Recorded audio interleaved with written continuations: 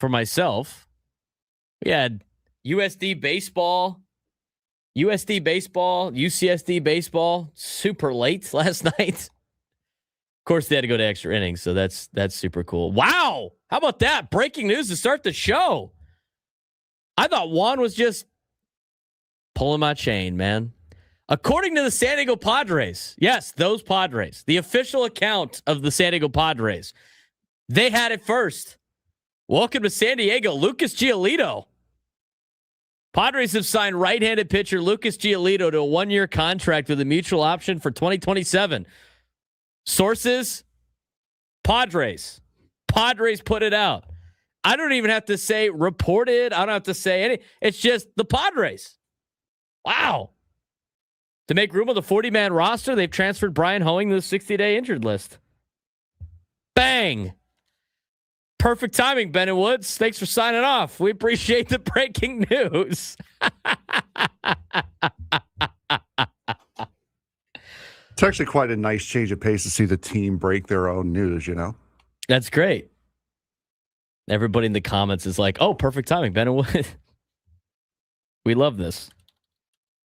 I'm going to comment on the Padres thing right now. We love this at 10 a.m. Please keep breaking news at 10 a.m. That's phenomenal. Signed Wow. random person who really appreciates 10 a.m. breaking news. That's big news, Padres fans. Welcome to San Diego, Lucas Giolito. I literally thought it was like, all right, I got to go find some passing bomb now. I got to go find some whatever. All right, well, that changes everything. Lucas Giolito is now a San Diego Padre. We can officially say it. That's great. That's awesome. That's awesome. All right. Well, that changes everything from our deal. Now last night, I have to say, you saw those tweets last night, right? That we were sent. Did you see those from what's his name? Chris Cotillo. No. Chris Cotillo said last night. Chris Cotillo, we've seen him before. He's a Red Sox beat writer. Okay. He's actually had some news on Lucas Giolito in spring training. I think we've had him on the show, actually. Chris Cotillo? Or Cotillo? Possibly. I think he's Italian. It's Illo and not Io. Red Sox beat writer for MassLive.com, co-host of the Fenway Rundown podcast, adjunct instructor at Boston College. 81,000 followers. Last night, Chris Cotillo said, FWIW, for anybody over the age of 50, that means for what it's worth, have heard from some people in the industry who think Lucas Giolito and the Padres is an inevitable marriage that could take shape soon. That was number one. And then he tweeted out this morning, Padres talks with Lucas Giolito remain active, sources confirm, with one rival scout calling the possibility legit this morning. And who broke the news? Padres got to put out like a fun tweet about that. Like, oh, look at us with the scoops. I'm not even kidding. It is really nice and really refreshing to see a team break its own news. It is. That's great. It's great. And again, I'm not being ironic. I'm not being funny. That is fantastic. It's awesome. I don't need to see Jeff Pass, and I don't need to see beat writers. Sorry, Kevin, AJ, Dennis Lynn. We don't mind it, but yeah, but it's really nice to see a team break its own news for a change. It hadn't been like that in a long time. All right, so we're gonna have to dive into some Lucas Giolito stuff here in the next segment. We were gonna talk about Randy Vásquez. I do want to talk about last night's game, obviously here in the Open. But if you're just tuning in, Lucas Giolito is now a San Diego Padre. So according to the details, he has signed a 1-year deal with a mutual option for 2027, and in the deal, to make room on the 40-man roster, they have transferred Brian Hoeing to the 60-day injured list. So my thoughts on this are, we had the clip from Lucas Giolito from a couple of weeks ago. Was that last week or 2 weeks ago? We played it last week, but I don't remember when it was from. And he talked about he'll do whatever it takes. He'll go and do a rehab assignment, whatever. I would imagine. I know he said he's been throwing like 70 pitch outings right now against some hitters, but there's nothing like game reps. He's going to have to go to either El Paso or whatever it may be to, get some work done. Now, here's the situation. Does this change anything for Nick Pivetta? I don't know if it does, But now you got Lucas Giolito on the horizon. It improves the starting rotation. I love the move. I think this was when I saw the news last night that it could potentially happen, I thought for sure, this would be a positive move for the Padres. And now this rotation looks a little bit better, potentially. Again, you're taking a chance on him, right? I mean, Dallas Keuchel wasn't awesome when he signed this late in the season. So you are still taking a risk. It's a risk move, but it gives Lucas Giolito an opportunity to ball out and earn a contract next year for somebody else. Mutual options almost never work. I mean, they usually they're never perfectly aligned where both sides really want the mutual option. And I think the Padres emailed. They sent a press release out. I'll try to get the details if they have on specific numbers on the contract or what it may be. But as of right now, all you need to know is Lucas Giolito is now part of this rotation. So I would imagine he's going to make some starts down in AAA or wherever to get built up to speed. He's not coming off of an injury, so it's not like he has to have too much time. He just needs to get in the swing of things. So for the Padres, I like this. So I think it gives you a good opportunity to see what he's got. I think it's a good opportunity to add to your rotation. I mean, this is everything that you're looking for in an area of need for the Padres, and an area where like the Padres have had some good outings out of the top half of the rotation. And, we're going to talk about Randy Vásquez and Michael King and how well that they have pitched. And, Armand Marquez and Walker Buehler have been solid, but I still feel like a lot of people think it's a little shaky back there. You got a little bit of an insurance policy. You create the competition back up again here. Yeah, for what Kevin Acey's reporting, he made a post, bless you, 2 minutes ago. The Padres have signed starting pitcher Lucas Giolito. This is, of course, after the Padres made the announcement. Padres with it first. Please tell me you put that. No, he did not.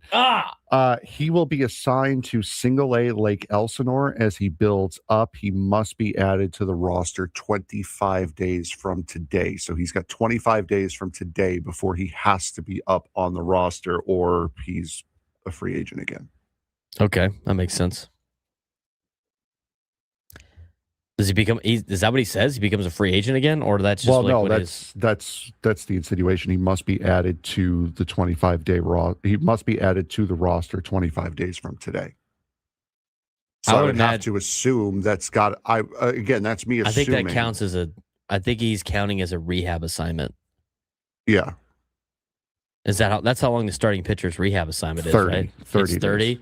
It's probably a situation since he's not injured, but he's starting late. It's probably a rule where it's like 25 days. Yeah, that would be my assumption. Or he's going to be added. It's not like he's going to go down there for a rehab because they got to get it built up to speed. He didn't do spring training. No, of course, like exactly. So I don't think it's going to be like, oh, you know what, he sucked. Let's just get rid of him.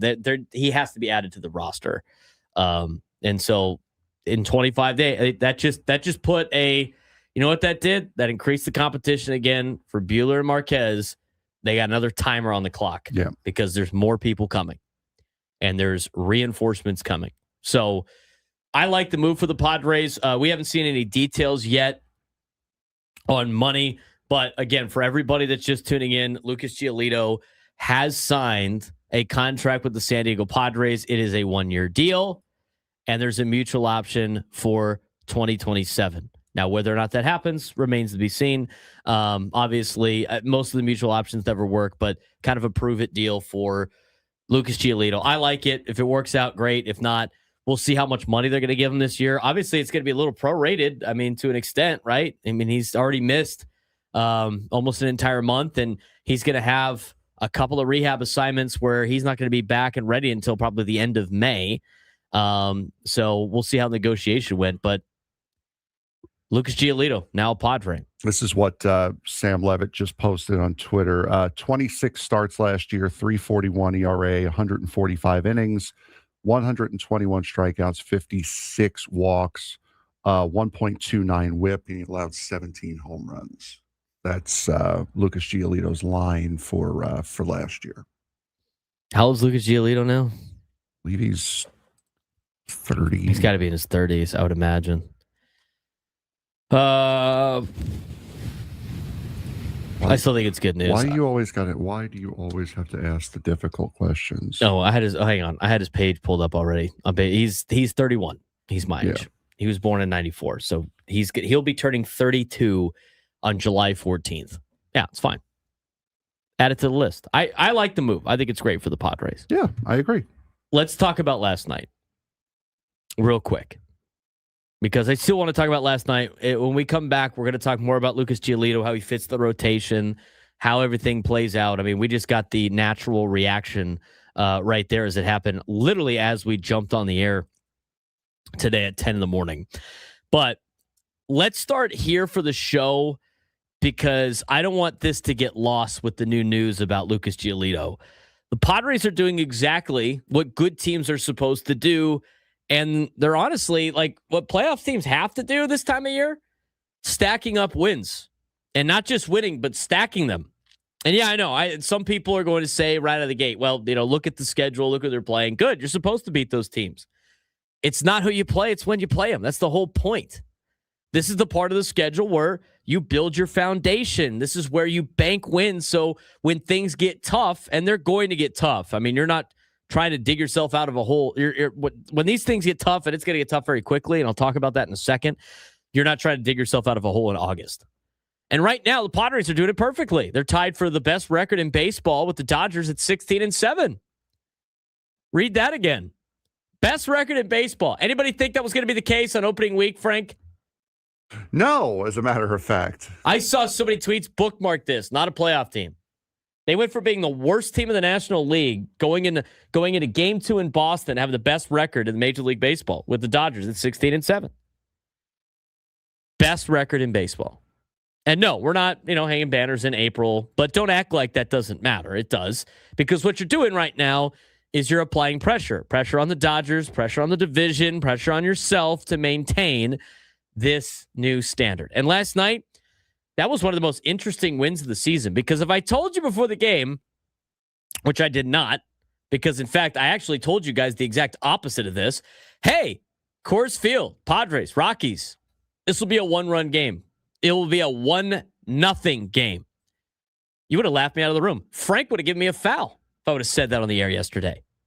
Oh, one-run game is not that unrealistic. It's probably going to be, I would have thought, 15-14, 12, something like 11. that. Yeah, exactly. It was going to be a 1-0 game. Foul. That was the Coors Field special last night, huh? Just not the one you expected. You actually had pitching, you had execution, and you had just enough offense, if you even want to call what both teams did last night offense. And you had a guy, let's talk about him, who is quietly becoming one of the biggest early storylines on this team, which makes this Lucas Giolito signing even better for the Padres. Randy Vásquez. I thought Randy Vásquez was going to regress back to the mean last night with fly balls, leaving the yard, ERA, going back to kind of where he's at in the threes, everything like that. 7 scoreless innings last night at Coors Field. And he could have gone more, honestly, because he only had, 84 pitches? I mean, he could have thrown another inning easily. Let me repeat that. I don't think this is getting enough respect. He had 7 scoreless innings at Coors Field in Colorado, a mile above sea level. That's not supposed to happen. That's not normal. So much for Hell Week for the rotation, huh? Yeah. Is he Ubaldo Jimenez out there? Jeez. Chase Dollander. Jeez, he also was great, except for the one at-bat he had against Manny. It's not just last night. Look at the numbers through 5 starts for Randy Vásquez. 1.88 ERA, 28 innings plus, 30 strikeouts, and a whip just over 1.08. At this point through 5 innings, Frank, this is not like him getting lucky. This is not a fluky part of the schedule. No, he good. That's a guy who at least right now is pitching like a top-end starter. Mm-hmm. Now, I'm not sitting here telling you he's going to be an all-star. Let's slow down a little bit. It is April, but if we're evaluating the first half trajectory, he's putting himself kind of in that conversation. He's on that pace, and more importantly, he's doing it in a way that translates. He's pounding the zone. He's not walking guys. He's keeping the ball in the yard. He's missing bats. That plays everywhere, regardless of the altitude, regardless of the park, even in places it's not supposed to play, like Coors Field. And here's what I loved about last night. The Padres didn't need to be perfect on offense. because they weren't. They struck out 15 times last night. 15. It's 6 hits. They still won the game. Why? Good teams don't sit around waiting for the perfect game. They find a way. Look at the 6th inning. This is baseball at its most gritty. This team was not gritty in their first 7 games. This team is gritty now. They find a way. Cronenworth double, Tatis single, Merrill hit by a pitch, Machado works a selfless at-bat and works a walk. That's it. That's the game. No home runs, no fireworks, no highlight reel explosion, just pressure, execution, and forcing the other team to crack first, and you win. That's winning baseball. And this is where I think the Padres and their fans need to shift their mindset a little bit, because this team, they're not just talented. They're deep. They're resilient, versatile. They are finding different ways to win games, and that is the biggest sign of a real contender. Because when you get to October, guess what? You're not going to be winning 8-2 every night. You're winning games like that last night, 1-0, 2-1. You're grinding, you're clawing, you're executing, and the Padres are already showing they can do that. Now let's zoom out a bit, because this is where things get really interesting. They're doing all of this, and the stars haven't even taken off yet. Machado still hitting $186. Fernando still doesn't have a home run. Jackson Merrill, he's hitting .231. And you have the best record in baseball at 16-7. Think about that. Let that sink in a second, because usually when your stars aren't producing, especially this team, you're taking L's, my man. Not this team. This team is winning anyway, and that should be terrifying for the rest of baseball. It's so terrifying for the rest of baseball. You had your boy Dave Roberts going like, nobody cares what's going on in San Diego. Why is it even being brought up? Who asked him that question? Who's bringing that up right now at a press conference? Dave Roberts is quoted in a Bill Shaken article. I don't think anybody really cares what's going on in San Diego right now. Interesting. It's like going to the bathroom at a stadium. Empty urinals everywhere. Hey, man, I don't even care about the Padres. Really? Yeah, big thumbs up. Yeah, thanks. This team is winning anyway. It's terrifying for baseball, because what happens when those guys do get going, because they're going to, what happens when Machado heats up like he always does? What happens when Tatis starts lifting the ball and those lasers to right center field start leaving the yard? What happens when Merrill settles in? Nah, you're not just good. You're going to be dangerous. And just another example of the national outlook on this team. I'm going to read this Jeff Passan tweet, word for word. Quote, San Diego's beleaguered rotation gets a boost with the signing of Lucas Giolito to a 1-year deal. The deal includes a mutual option, but mutual options literally never get picked up, so Giolito would join the Padres and hit free agency again after the season. Beleaguered starting rotation. Thanks. Which is interesting, because that goes into my next topic. Don't overlook this either. Pitching staff is setting the tone, Frank. Vasquez is dealing. Bullpen stepping up. They didn't even have to use Mason Miller last night. He had the night off. But it's beleaguered, Braden. Jason Adam, Adrian Morejon closing the door. Young arms stepping into big spots. That's how you survive a long season, because you're going to need all of it.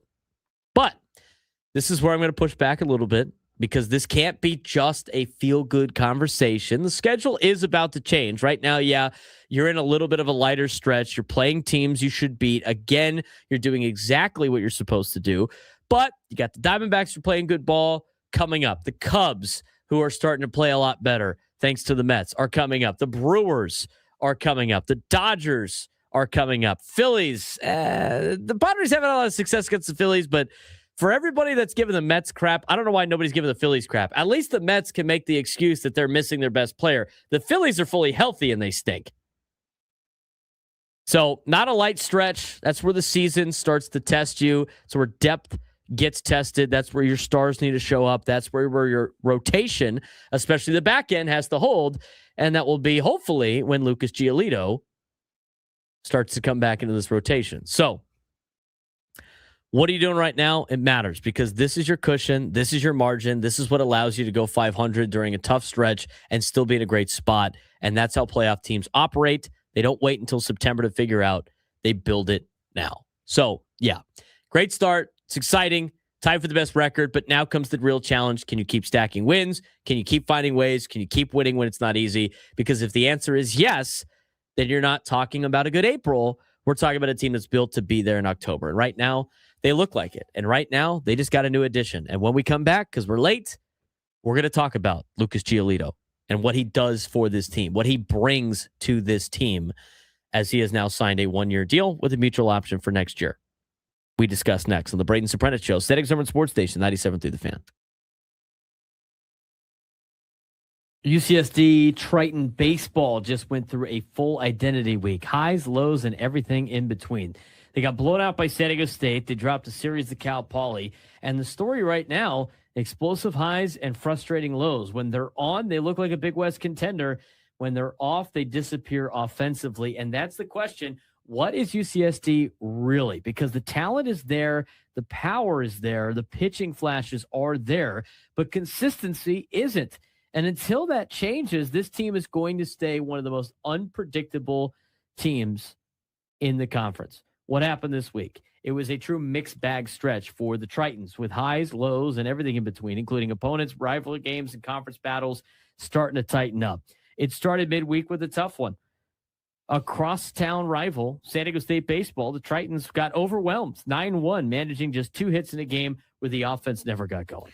Yeah, no, and then came Big West play where things got more volatile against Cal Poly. They lost the first 2 games 11-3 and then 5-3, and then just a wild shootout on Sunday afternoon in a 16-15 2-run single walk-off win by Gabe Camacho to close out that series and avoid the sweep. The pitching showed flashes, but defensive errors and missed opportunities cost them a chance to take control of the series. Yeah, they lose 11-3 in game 1, 5-3 in game 2. They did win 16-15 in game 3, but you know, it was tough for the pitching as they showed flashes, but overall, you know, the errors left on base. I mean, that's a lot of what UCSD has been throughout the year. It just looking at the line score of that game on Sunday, Cal Poly 15 runs, 24 hits, no errors. They scored in every single inning except the 3rd and the 6th. For UC San Diego, 16 runs, 16 hits, 1 error. They scored in every inning except the 3rd, 5th, and 7th. Both teams combining for 5 runs each in the final 2 frames. Unfortunately for UC San Diego, that walk-off hit, as I mentioned before, by Gabe Camacho was the one that avoided the sweep for them because they were about to lose that game 15-14. Well, you know what? That sounded a lot like the USD game on Sunday. Yeah. I mean, that sounds like a Sunday in college baseball. Now, how long was your game? 4 hours. 4 hours here as well. How about that? Almost like the exact same game that they played, one at Fowler Park and one at Triton Ballpark. So they're both here in San Diego. And guess what? The 2 teams will play each other on Tuesday. But here's the problem for UCSD right now. They're tied for first at 12-6 in the Big West. Great news. The bad news is they're tied with 2 teams that have already taken 2 out of 3 from UCSD. So they're losing in terms of the tie-breaking scenarios. In terms of the rest of the conference year, they're going to take on Irvine next. Irvine's starting to play a little bit better baseball. They're now up to 8-10 in the Big West. They started off so lousy in the season, but they're playing a lot better recently. They'll take on Long Beach State, currently in last in the Big West. And then they got Cal State Bakersfield, and they got Cal State Fullerton. Bakersfield, 9th place right now in the Big West out of 11 teams. Fullerton is 1 game behind UCSD in the standings. They're trying to, 1, make the Big West tournament, and 2, be able to do some damage in the Big West tournament. And as of right now, you know, the fact that they have competed with Santa Barbara and Cal Poly is great, but if they want to make an NCAA tournament berth, because they're not going to get it as an at-large, probably not. Might be tough for them to do that, despite their RPI being ranked pretty decent. They're going to have to win the Big West tournament, which means they're going to have to get through Santa Barbara and Cal Poly, and probably both of them. You want to talk about top of the lineup performance? It's for Cal Poly in that game. Their top 3 in the order went 11 for 15. 5 RBIs, 6 runs scored, 1 walk, no strikeouts. Albert, can we get some of that on the major league level here? No, welcome to 11 for 15. Welcome to college baseball. That is like welcome to college baseball. So, yeah, we'll see what happens in the college baseball realm of things. But as for softball, they kind of had a tough weekend, did they not? Yeah, they did not fare all that well this weekend. They played, looking back at it, they played Hawaii this weekend. They lost 3-2 on Friday night, a 10-5 loss in game one of the doubleheader on Saturday, and then a 1-0 loss in game two of that doubleheader on Saturday. So just a rough week all around for San Diego, UC San Diego softball.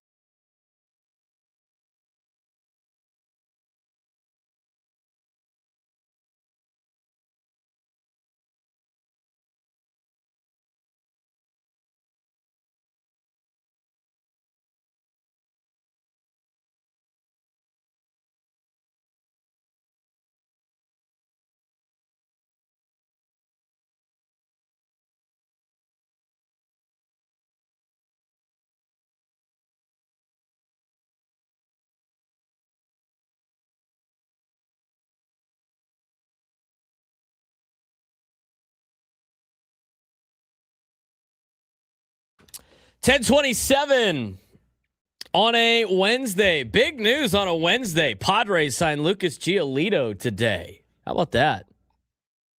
That good news came down right at 10 a.m. We love it. Padres are in first place in the National League West. Padres are in first place in the National League. Padres are in first place in MLB. How about that? How about that? But this team is toast, dude. What do you mean? They're cooked, bro. They're beleaguered. They're beleaguered.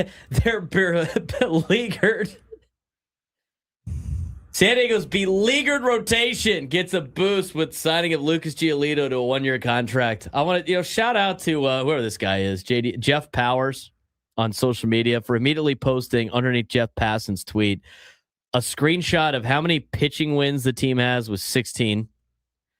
And also what the earned run average is for the team, which is, I don't know, second best in baseball with a 3.22 ERA. Beleaguered. He called us beleaguered.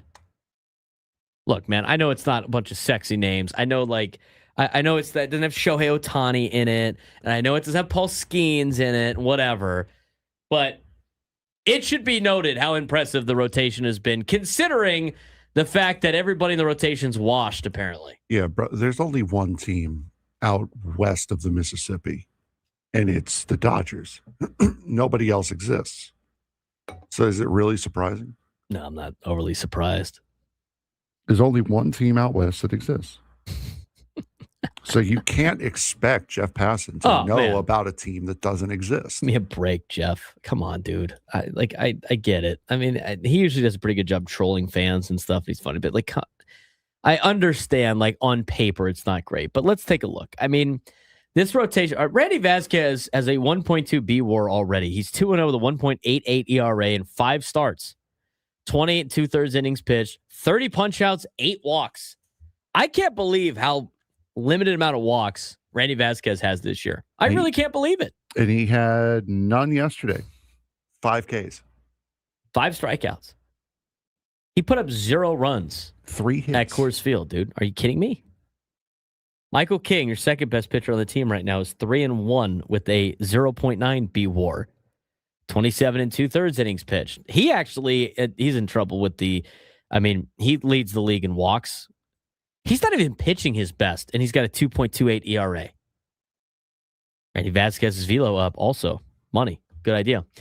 Good show there. 26 strikeouts to 14 walks. That's not great for Michael King on the strikeout to walk, but I tell you what, I think they're going to figure out the walks, if you will. German Marquez, 18 2/3 innings pitched this year. 4 starts made. We'll see what he does tomorrow, but he's been your third best pitcher with a 0.2 B WAR, 2-1 record of 3.86 ERA. Walker Buehler tonight is 1-1 of the 4.58 ERA. Now, hopefully he doesn't get tagged and we get the Coors Field special we were expecting. But I like adding Lucas Giolito to this list. You're going to add Griffin Canning to this list. And who knows, maybe later on in the year, you'll get Joe Musgrove and Nick Pivetta to this list. I mean, the big decision that needs to be made now will have to be in 25 days. Because Griffin Canning is making his 4th rehab assignment start tonight in El Paso. And after that, it sounds like he's probably coming up pretty soon, right? How many more days has he got left? Do we know? I don't know why you would know that information. I believe he has to come up on the 4th. Is what we've talked about. Right. So Matt Waldron's got to make 2 more starts. Yeah, he's tomorrow. He's closing out the Rockies series tomorrow, and then he's closing out the Cubs series next Wednesday. So that knocks off Waldron potentially. And then the big question is going to be in an additional 25 days when Lucas Giolito is built up by pitching in a couple of rehab assignments, wherever it may be. He said they're going to start him in Lake Elsinore probably because it's close to the team. Makes it easy. So he's going to get some reps. And then when they bring him up in 25 days, that's when you make the decision between Germán Marquez and Walker Buehler. You also have to, as Ray in the chat, in the YouTube chat, has to say, Yuki needs to make you need to make a decision on Yuki by May 3rd. I think that impacts the bullpen a little bit more than anything else. You're making a decision between guys like Kyle Hart. Are you keeping Bradley Rodriguez on the team? I think Bradley Rodriguez has earned a spot on this team regardless. I don't care how many options he has left. I don't know why. I don't think you can afford to send Bradley Rodriguez down to the minor leagues at this point. Guy's got the 2nd best WAR on the bullpen. 0.5. He's got a 0.73 ERA in 10 games. 12 and a third innings pitched. He leads the team in bullpen arms and innings, and he's got the lowest ERA. So, I think what a lot of people assumed was going to be him maybe coming off because of a numbers game. You can't play a numbers game now with Bradley Rodriguez. So there's a lot of interesting things that need to be, a lot of interesting roster moves that need to be made. But I love the pickup of Lucas Giolito. I want to hear from the fans out there. 833-288-0973, 833-288-0973. What do you guys think about Lucas Giolito potentially joining this team? He's officially signed with the Padres. He's going to be in the minor leagues to build up a little bit. He needs to be down. He needs to be called up within 25 days. So that gives you kind of the window of how, and who knows? I mean, maybe it takes him 2 starts. The Padres are like, all right, cool, come on up. Maybe he beats Griffin Canning up. I doubt it, but in about 25 days, you're gonna have Lucas Giolito and Griffin Canning part of this rotation. 833-288-0973, 833-288-0973. Lucas Giolito is a Padre. We continue the conversation when we come back on the Braden Surprenant Show. Standings Number Sports Station 97 through the Fan.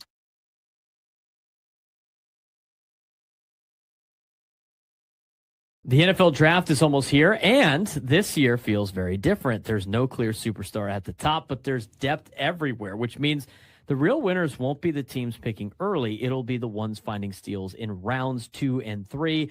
Watch for names like Caden McDonald. He could be the first defensive tackle off the board. And Caleb Downs, who could go top 5 or fall out of the top 10 completely. And don't be surprised if we see a ton of trades, maybe 5, 6, even 8 in the first round alone. This isn't a flashy draft. It's a smart team's draft. So the question is, does your team trust its scouting, or are they about to reach? All right, we're officially inside of 1 week until the 2026 NFL draft. And if you're expecting a flashy headline-driven class at the top, this might not be that year. But don't get it twisted. This draft is going to matter a lot, because what we're hearing from around the league right now is simple. This is a depth draft, not a star-powered draft, and that completely changes how teams approach Thursday night. And Frank, I've talked about this before. Adam Klug's talked about this. Everybody that watches the NFL knows this is not a big draft. It's not like a big storyline draft. It doesn't have too much juice to it. Yes, it will be an NFL draft. Yes, NFL fans are going to be excited to see what their teams get. Yes, college fans are going to like to see where their players end up getting drafted. But overall, not a lot of hype around this year's draft. No, there's really not. There's no unanimous number one type buzz.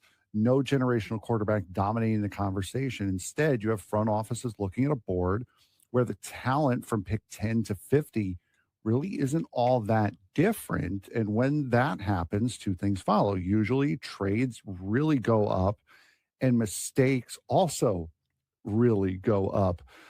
When you're we're already hearing that there could be anywhere from 5 to 8 trades in the first round alone. And with teams like the Cardinals and Browns potentially looking to move back, while the Cowboys and Jets could be looking to try to move up to grab value before it disappears. So don't expect a quiet draft night, because it could be very, very chaotic in Pittsburgh. The real value in this class is day 2, rounds 2 and 3, and that's where scouts believe you find starters and maybe even stars. Keep an eye on names like Chris Bell out of Louisville, Avion Terrell out of Clemson, and D'Angelo Pounds out of Indiana. These are the types of players that might not go round 1, but could end up bidding better than half the guys who do. And we see this every year. Teams that draft well on day 2 are usually the ones playing deep into January because they're loading up on depth. You can find a lot of depth guys in the middle of a lot of different drafts. And you also want to look at linebackers, DB types, running back types. These are the ones not only that fill out your roster, but also help you a lot with special teams. You can find a lot of those players in the middle rounds, the non-sexy picks, if you will, that nobody likes seeing go in the first round. I like being able to draft guys like that a little bit more so, and always draft best available. Otherwise, you're getting into a jam. The teams that usually run into the biggest mistakes are the ones that look, oh, we got to get a receiver playmaker, because that wins the press conference, but that doesn't win you a lot of games. The biggest weakness, though, in the draft, defensive tackle, and that's an area that a lot of teams need. Yeah, there's no dominant can't-miss interior guy this year, but one name continues to come up as the safest bet to go in the first round. That's Caden McDonald. He's not flashy. He's not a pass rush monster, but he's a true run stuffer. And in today's NFL, that still has value. He could sneak into the back end of the first round, or at worst, go early in the second round. And that's part of the reason why you saw the Cincinnati Bengals going after a guy like Dexter Lawrence from the New York Giants last week, was to try to fill that void that they know they're not going to be able to get during the draft. Players with there's a lot of players that have wild ranges, because that's just how unpredictable this draft's going to be. And this is where things get even more unpredictable. Take Caleb Downs, for example. He can go as high as number 5 in the draft. He can also slide outside the top 10, depending how the big board breaks. Then there's Jordan Tyson. Talent-wise, he's a top 15 player, but he's got injury concerns, and that could push him into the second round. Kenyon Sadiq feels like one of the safer bets, a mid-first round tight end in a class that doesn't have much depth at that position. So you've got a lot of volatility, and that's what makes this draft very fascinating. So a few teams to really keep an eye on. Your New York Giants at number 5, Frank. Yeah, they'd love to track back, but if they stay, Caleb Downs is very much in play, and they also have the number 10 now after trading Dexter Lawrence. The Pittsburgh Steelers are at number 21. No clear direction. They still don't know who their quarterback is. They filled needs in free agency, so this could be a true best player available pick for the Steelers. And the Philadelphia Eagles coming in at number 23. Don't be surprised if they go back to the trenches. Offensive line is very, very much on their radar, especially at the back end of the first round. Never have too many linemen, man. You always got to load up on the linemen. So this draft is less about hitting a home run at the top and more about stacking quality across your roster. Definitely a depth class in terms of building depth with names that are not household names. And we're even hearing that there could be a run on offensive linemen. There should be. That's how you win in the NFL, is having good offensive linemen. So possibly up to 10 in the first round, which tells you exactly where the league is headed. Build inside out. That has created a lot of success for NFL teams in the past. Protect your quarterback. Here at the Bill House Studios, we know how. He's Frank Marchese. I'm Braden Surprenant. This is the Braden Surprenant Show, live and local each every day from 10 to 2 on San Diego's Urban Sports Station 97.3 The Fan. We appreciate you guys tuning in on YouTube. If you haven't done so already, you can subscribe to our YouTube page, because we broadcast live each and every day. YouTube.com/@B_SURP. If you are watching on the fan account, you can follow all of our social media platforms. They are in links below in the description below. Give us a like on the YouTube page. Try to grow our channel. We're trying to grow our show as much as possible. When you like and you comment, it helps us out. How it helps spread the word of the Braden Surprenant Show and all of our Padres content. We got tons of extra content on the Braden Surprenant Show page. So if you haven't done so already, hit subscribe. It's free to do. And then you can find us every day on YouTube. It's super easy to do. It makes things a lot easier for you. And again, it's free. So youtube.com/@B_SURP. If you're watching from the fan account, there's 150 of you on there. We appreciate you guys joining us today. First of all, give us a like. That's great. But if you go to the YouTube page, youtube.com/@973thefan, which is probably where you found our show, on the main page, it says our shows.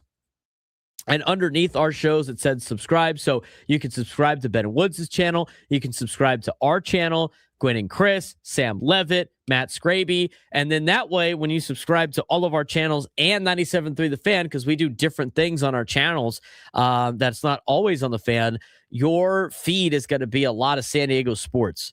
So that's fantastic. Loaded up with San Diego sports. And again, a lot of our stuff on YouTube is a lot of the sports that we don't have time to cover during our 4 hours. We talk about the NBA. We talk about the NHL. We talk about the Gulls, San Diego Gulls, who are in the playoffs right now. I saw the on Arrow Drive on the 15 South, there was a bunch of San Diego Gulls playoff banners, which is great. Some playoff signs. So good to see that. We have that on there. High school sports with NASCAR coming to town later on in June.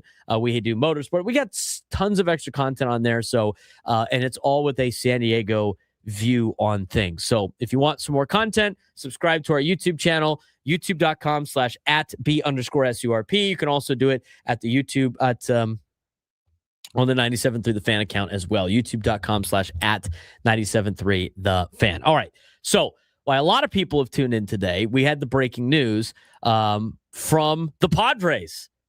I don't even have to say somebody's reporting. The Padres just announced that they have signed Lucas Giolito. They did that right at 10 in the morning. They signed him to a 1-year contract with a mutual option for 2027, and they have optioned him to single A Lake Elsinore. President of Baseball Operations, General Manager AJ Preller, announced that today to make room, because I saw some people in the YouTube chat asking, to make room on the 40-man roster, the club has transferred right-handed pitcher Brian Hoeing to the 60-day injured list. So somebody asked who's getting sent down. Nobody's gotten sent down yet. In order to do this, they had to take Brian Hoeing on the put him on the 60-day injured list. If you put somebody on the 60-day injured list, it frees up a 40-man spot. So he has been added to the 40-man roster. That's step number 1. Now, in 25 days, Lucas Giolito has to be added to the Major League club, which is going to happen. And at that point, after they give him some rehab assignment, if you will, down in single A or wherever they want to move him around, I think they just put him in Lake Elsinore because it's close. Lucas Giolito is from LA. He went to Harvard Westlake for high school. So, I mean, he's probably still here locally in Southern California. Probably making it easier for him just to be close to the team and everything like that. So he'll probably make a couple of starts, would be my guess. And before we dive more into what this means for the Padres and some moves, I do want to put the number out there. If you want to call in, tell us what you feel. 833-288-0973, 833-288-0973. Padres are in first place. Talk to us about last night's game. Give us a call about Lucas Giolito. Let us know what you're feeling. Okay, before we talk even further about what this could potentially do for the rotation, decisions looming for the Padres, with this signing, let's hear from a couple of weeks ago on Baseball Isn't Boring when they interviewed Lucas Giolito about what he is looking for, just to kind of get that energy of Lucas excited for the season, as well as what he's willing to do to get up to speed, what he's been working on. Here's Lucas Giolito on Baseball Isn't Boring.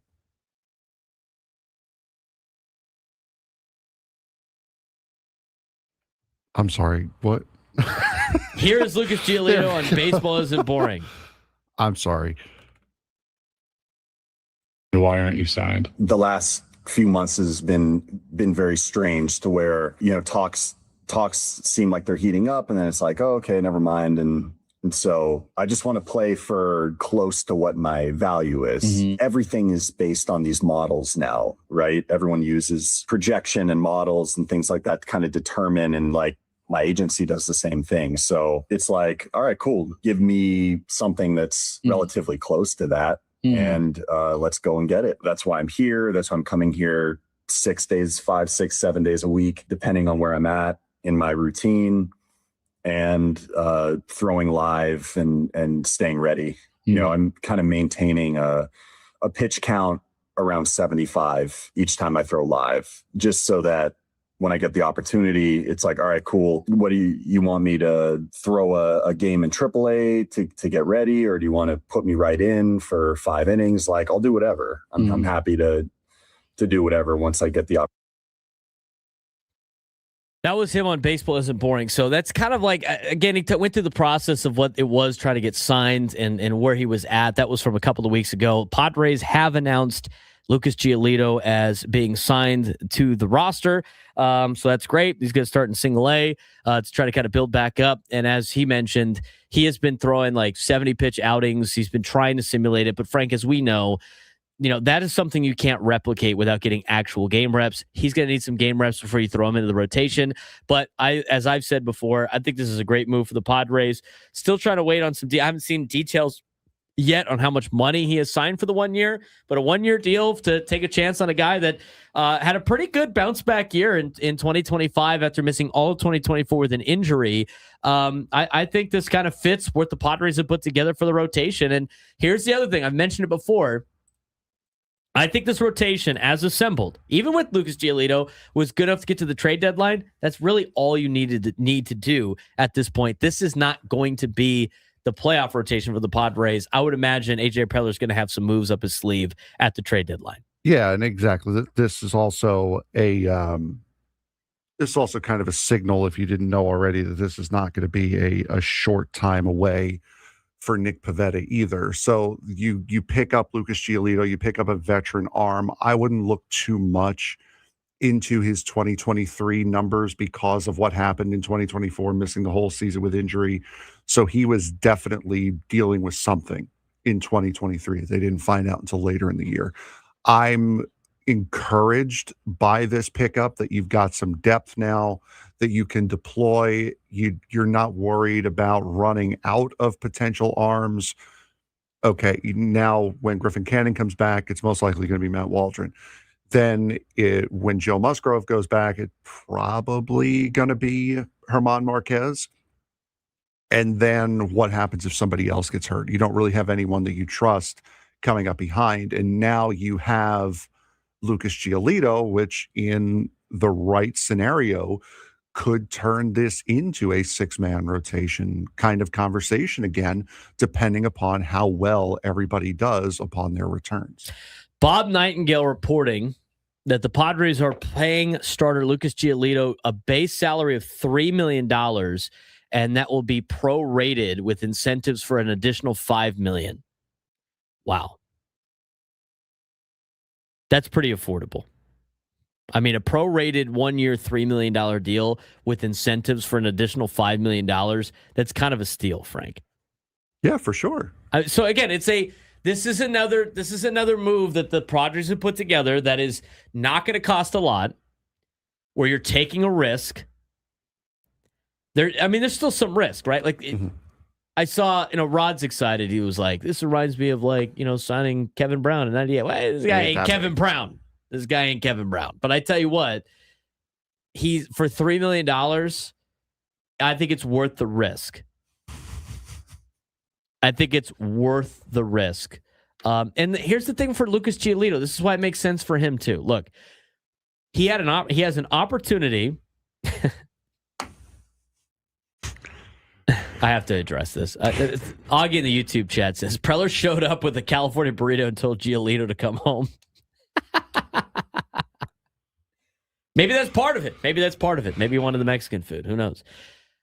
This is a good move for Lucas Giolito too, because he needed to sign somewhere. Yeah, he can't take all of 2025 off, all of 2026 off after starting all of 2024 off. Right? all of 2024 he missed because of an injury. He wants that big contract. Everybody passed on him this year. He needs to play. So for $3 million, not only does he get an opportunity to show that last year is what he is and not what 2023 was when he was battling injuries, or even 2022 when who knows if he was battling injuries that year either. But that 2025 was more like Lucas Giolito, more so than 2022 and 2023, where his numbers just like went through the roof in a bad way. On top of that, for $3 million, with incentives up to $5 million, not only can he show what he's got, but he can be on a team that's competitive. Look, I know guys like money. We've talked about that a lot on these shows. They still want to win. It's a lot more fun being on a team that's expected to win baseball games than it is if he signed a deal to go pitch for the Marlins and then wait for a trade deadline. Like wait to get traded at the deadline and do the Josh Bell approach, if you will. I mean, how many bad teams has Josh Bell signed with just to get traded at the deadline? Seems like a lot. Quite a bit. But I feel like for both teams or both sides of this entity, this was a great deal for both sides. Like Giolito has an opportunity to play his way up to $5 million. He'll take that. That's better than nothing, which what he was currently getting. And he gets to play in a place that is expected to be good and a place that's fun to pitch at. And he gets to work with Ruben Niebla. I mean, how about that? We don't even really talk about that too much. I mean, how much of the Ruben Niebla factor of like getting you back to speed is what a lot of these guys are doing? I mean, look at the track records right now. Randy Vásquez is pitching great. Michael King back to pitching really good in terms of his overall numbers. I mean, Walker Buehler's been solid. Germán Marquez continues to get better. I mean, you look at the players that they have brought in. I know it's a small sample size, but so far, Frank, I mean, you got to give this pitching staff and the coaching staff some credit. I mean, Nick Pivetta last year, that was the best year he's had in his career. I mean, I think that people are watching this and they know that they could be flipped into something. But I mean, Michael King was a reliever before he came over here to San Diego, and he's looked good as a starter. Seth Lugo was able to come here in San Diego, work with Ruben Niebla, have a great year as a starting pitcher, and then you know what he did? He went and signed a big lucrative contract. You know what? You're the Padres. You could kind of, it's okay. You could be that team. You could be the team that brings in guys. You take a chance on them from a pitching standpoint. They're still in their young 30s. They could go sign a deal. You get them back on track and go, hey, thanks for the memories. Go enjoy your big contract. And then go find the next guy for like $2 to $3 million. So far, so good. I know it's early in the season and things can happen and things can go south fast, but I like the move for Lucas Giolito. I really do. I think this builds this rotation.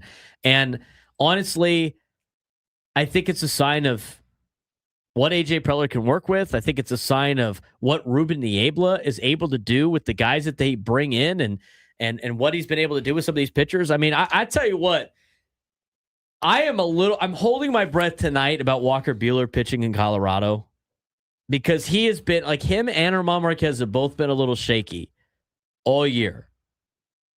They've been really good. They've been really bad. I mean, it's a little bit of mix. And Walker Buehler's looked a lot better at Petco Park than he has on the road. And so I can see how this could be a tough night for him tonight against the Rockies, who have started to come back a little bit from life over the weekend when they took 2 games from the Dodgers. But he goes out there and shoves tonight like Randy Vásquez did. You're going to have some interesting decisions to make in 25 days when they got to bring Lucas Giolito up from single A. I think everybody's talking about who's getting sent down or who's getting cut. Have we talked about maybe keeping 6? We'll talk about that next. Braden Surprenant Show, setting us up in Sports Station 97 through the Fan. Hey,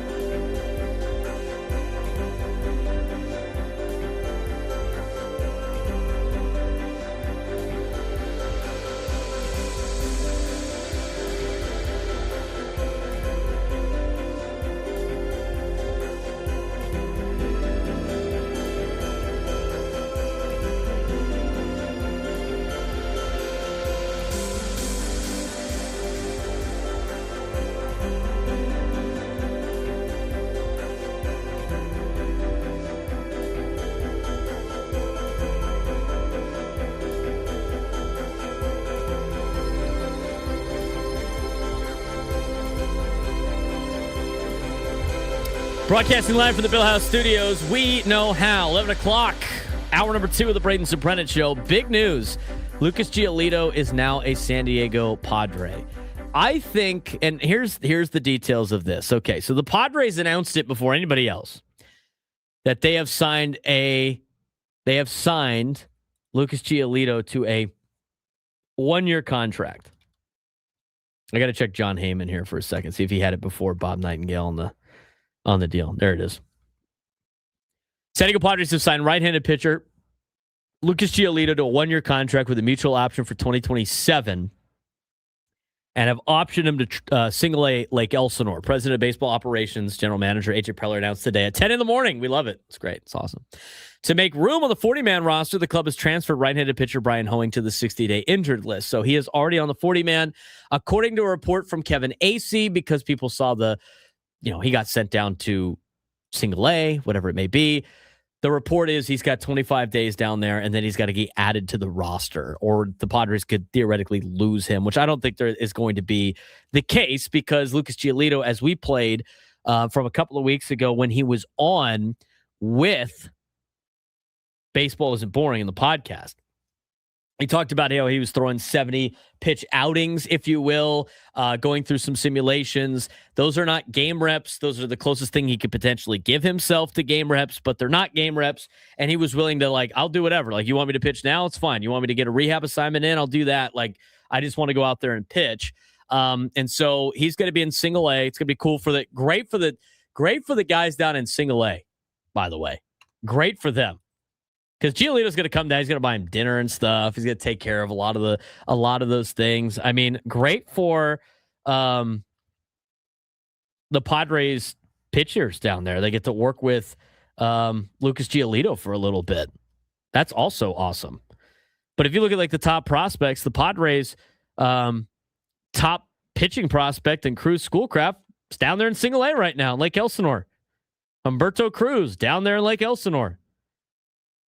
There's a lot of the players that the Padres expect to be that next wave are down for the Lake Elsinore Storm right now. And it's great for Lucas Giolito to be a part of that for a little bit. That's a side point. Now, they signed Lucas Giolito. They put Brian Hoeing on the 60-day injured list. That opens up a 40-man spot. And Lucas Giolito has 25 days down in the minor leagues to kind of build up that strength, to build up the game reps, to be ready to go for the Padres to enter this rotation. People want to know about money. Here's the report that we got from John Heyman first. Giolito signs with the Padres for $3 million prorated. So it's prorated throughout the year. So the Padres aren't going to have to pay him the full $3 million, whatever, towards the cap, because it's prorated. Also, as part of that, there are incentives for Lucas Giolito that could potentially get him up to $5 million. According to, and again, take this for what it's worth, according to Fangraphs on the Padres payroll, they have Lucas Giolito on the 1-year, $2.551 million. So they say $500,000 the Padres did by doing the prorated contract for Lucas Giolito. He is only accounting for $2.5 million towards the luxury tax. So AJ Preller worked his magic again. He got a solid starter for the rotation. It didn't cost him a ton of money. And I do find it interesting that the Padres have now announced a move in which they have spent money up to, they're putting $5 million down on a pitcher in the middle of the season, beginning of the season, while in first place, something they didn't have to do. So there's a different business side angle that I want to get to, but I really want to talk about this from a pitching angle of where does he fit in? So here's what we know right now. I think everybody's starting to do the math on this, right? The Padres right now have in their starting rotation Michael King, Randy Vásquez, Walker Buehler, Germán Marquez, and Matt Waldron. Right? And nobody's got any problems with that, correct? Those are the 5 men of the rotation. Okay. Griffin Canning is coming back sooner rather than later. Is that live? Is that about to start? That yes. El Paso start? Okay. Yes. So Lucas Giolito is about to make his 4th rehab assignment. Griffin Canning, sorry. Griffin Canning's about to make his 4th rehab assignment with the El Paso Chihuahuas in a matter of like minutes, it seems like, out there in El Paso. He's coming up He's coming up soon. He's expected to be on the team in the first week of May. That gives you about 2 more starts for whoever may be left in this rotation.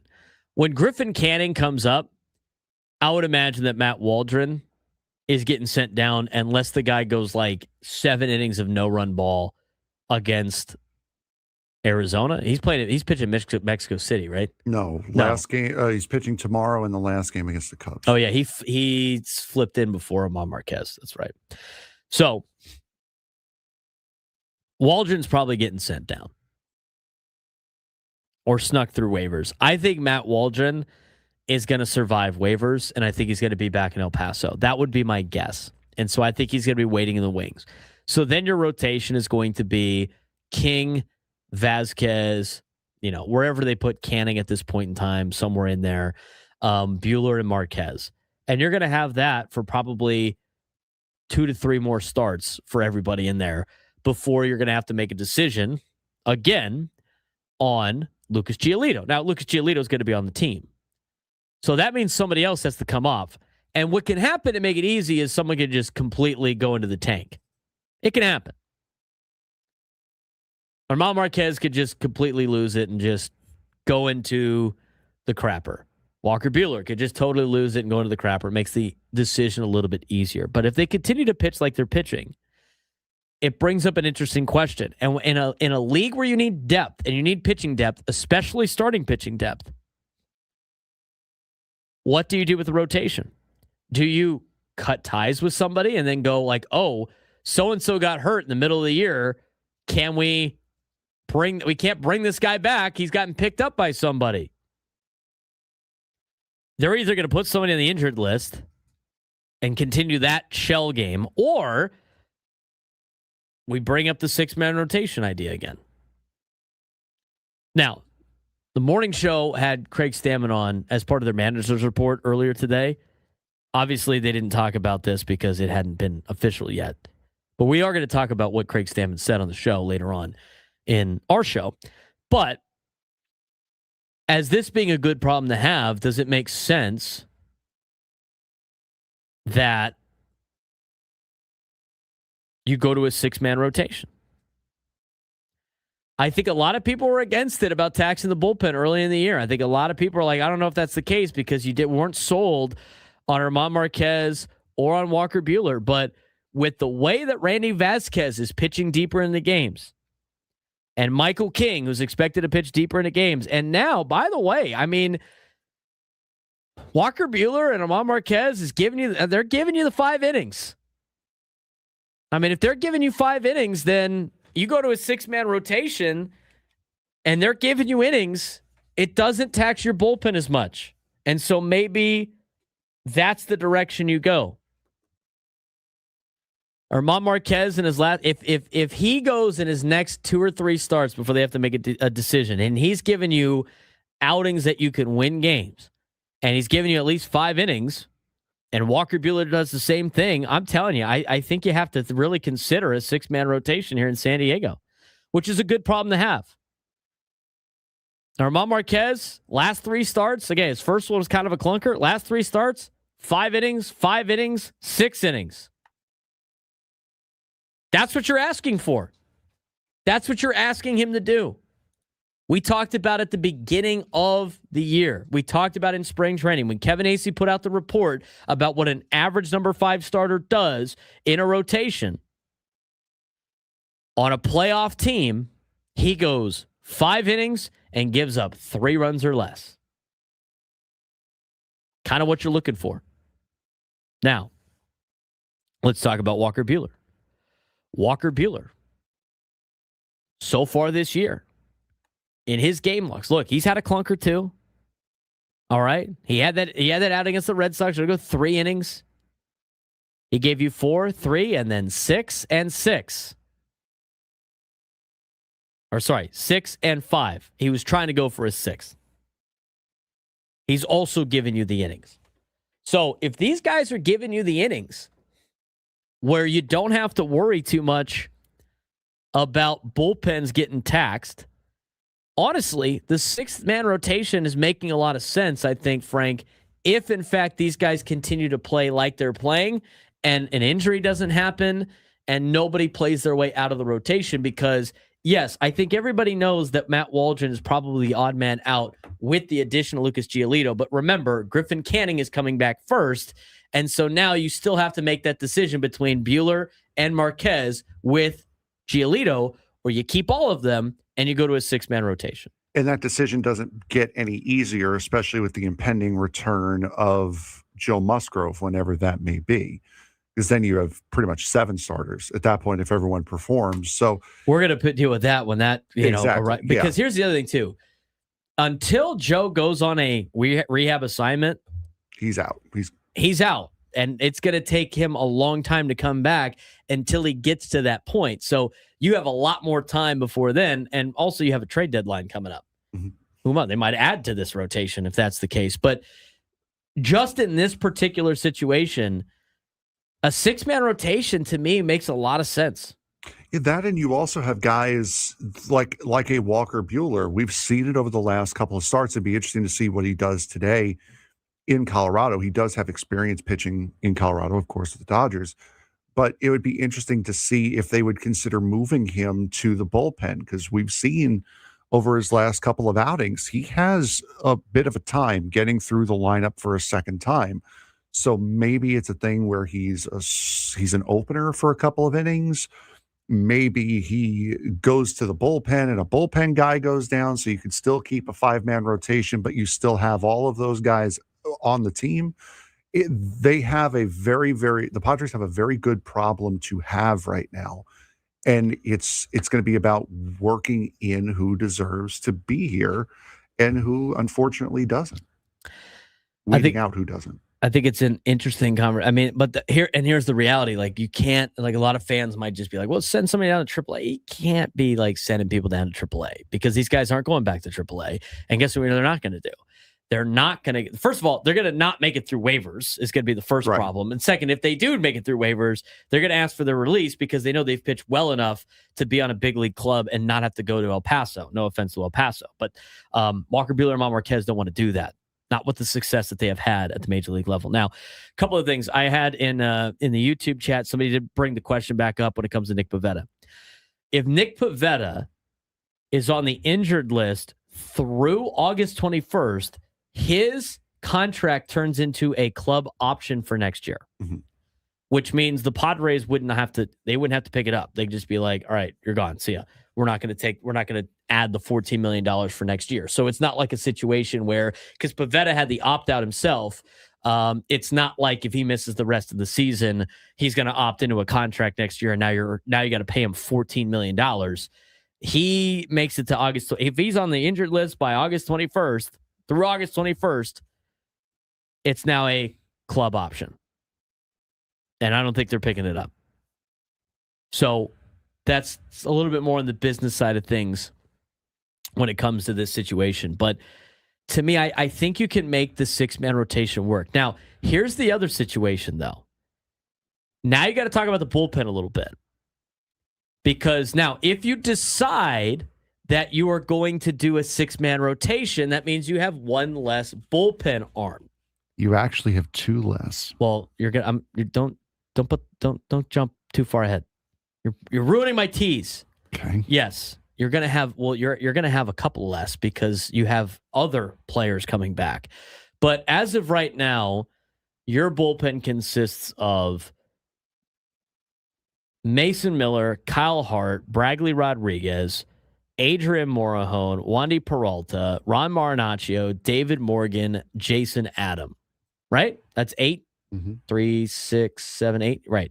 So it would drop you down to 7 because you carry 13 pitchers. Now, if you had a 2-way guy on your team, you could carry an extra pitcher and it wouldn't be his problem. Somebody put a bat in one of these guys' hands. Consider him a 2-way guy. We can get an extra roster spot that the Dodgers get. Anyway, I digress with that. Ronnie Marinara, you're hitting now. Go. Yeah. Are you related to Maggio at all? Why would you say that? Aren't you both Italian? Excuse me? It's a distant relationship. Yeah, exactly. No? Give Adrian Moore a bat. See if he can swing it. So you have 8 guys in the bullpen. You're going to have to go down to 7. Right now, here's what you would have to do. So out of the players that you mentioned, the thing that comes first is Yuki Matsui. Honestly, I'm going to be honest with you. Is Yuki Matsui better than anybody right now in the bullpen? No. I don't think he really is. Is Yuki Matsui expendable at this point? I mean, like, we're going to talk about the business side of this move with like new ownership and everything in the next segment, but I mean, you're paying Yuki Matsui $5.75 million this year. He accounts for $5.6 million towards the luxury tax payroll. You have to pay him an additional $6.5 million in 2027. Oh, and by the way, in 2028, guess what Yuki Matsui has? A raise? He has an option. Is it a club or a player option? That'd be a player option. It's a player option. You know how much it's worth for? You know how much it's worth? Is it a raise from what it currently is now? It's $7 million.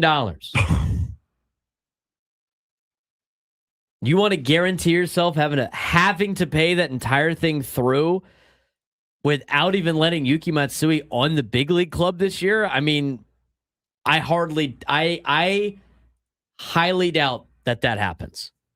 Highly doubt it. So with those 8 players, Yuki Matsui is expected to be back at the beginning of May. So you have to already take somebody off the big league roster to accommodate Yuki Matsui. Who's it going to be? That's a difficult question for the Padres. And for anybody that says, like, oh, Wandy Peralta, you owe him money too. Those guys aren't really the answers. You also have Jeremiah Estrada coming back, too. I haven't gotten to that yet. So this is just for Yuki to come back. And then if you decide to go to 6-man rotation, you have to take somebody else off the roster in the bullpen. Then when Jeremiah Estrada comes back, that's another name you have to take off the roster. Now, that being said, Frank, you were way ahead of this, but you understand where we're going with this. Yeah. They have to make these difficult decisions until they start like throwing other and we don't want anybody to get hurt. Sometimes this happens, but the only thing stopping the Padres from having to make some very difficult decisions as they have continued to kick the can down the road since spring training would be injuries to some of these players. I don't know how many of these are going to pop up over the next couple of weeks, but that's the situation with the pitching staff is if you decide to go to a 6-man rotation, you're running out of names to drop on the bullpen because you already have to make some decisions with players coming back. Now, there are some other entities with the bullpen. We're going to talk about that when we come back. Trying to figure the bullpen out is almost just as complicated as trying to figure out the starters. But these are all good problems to have, and we'll discuss these good problems on the other side on the Braden Surprenant Show, San Diego Sports Station 97 through the Fan.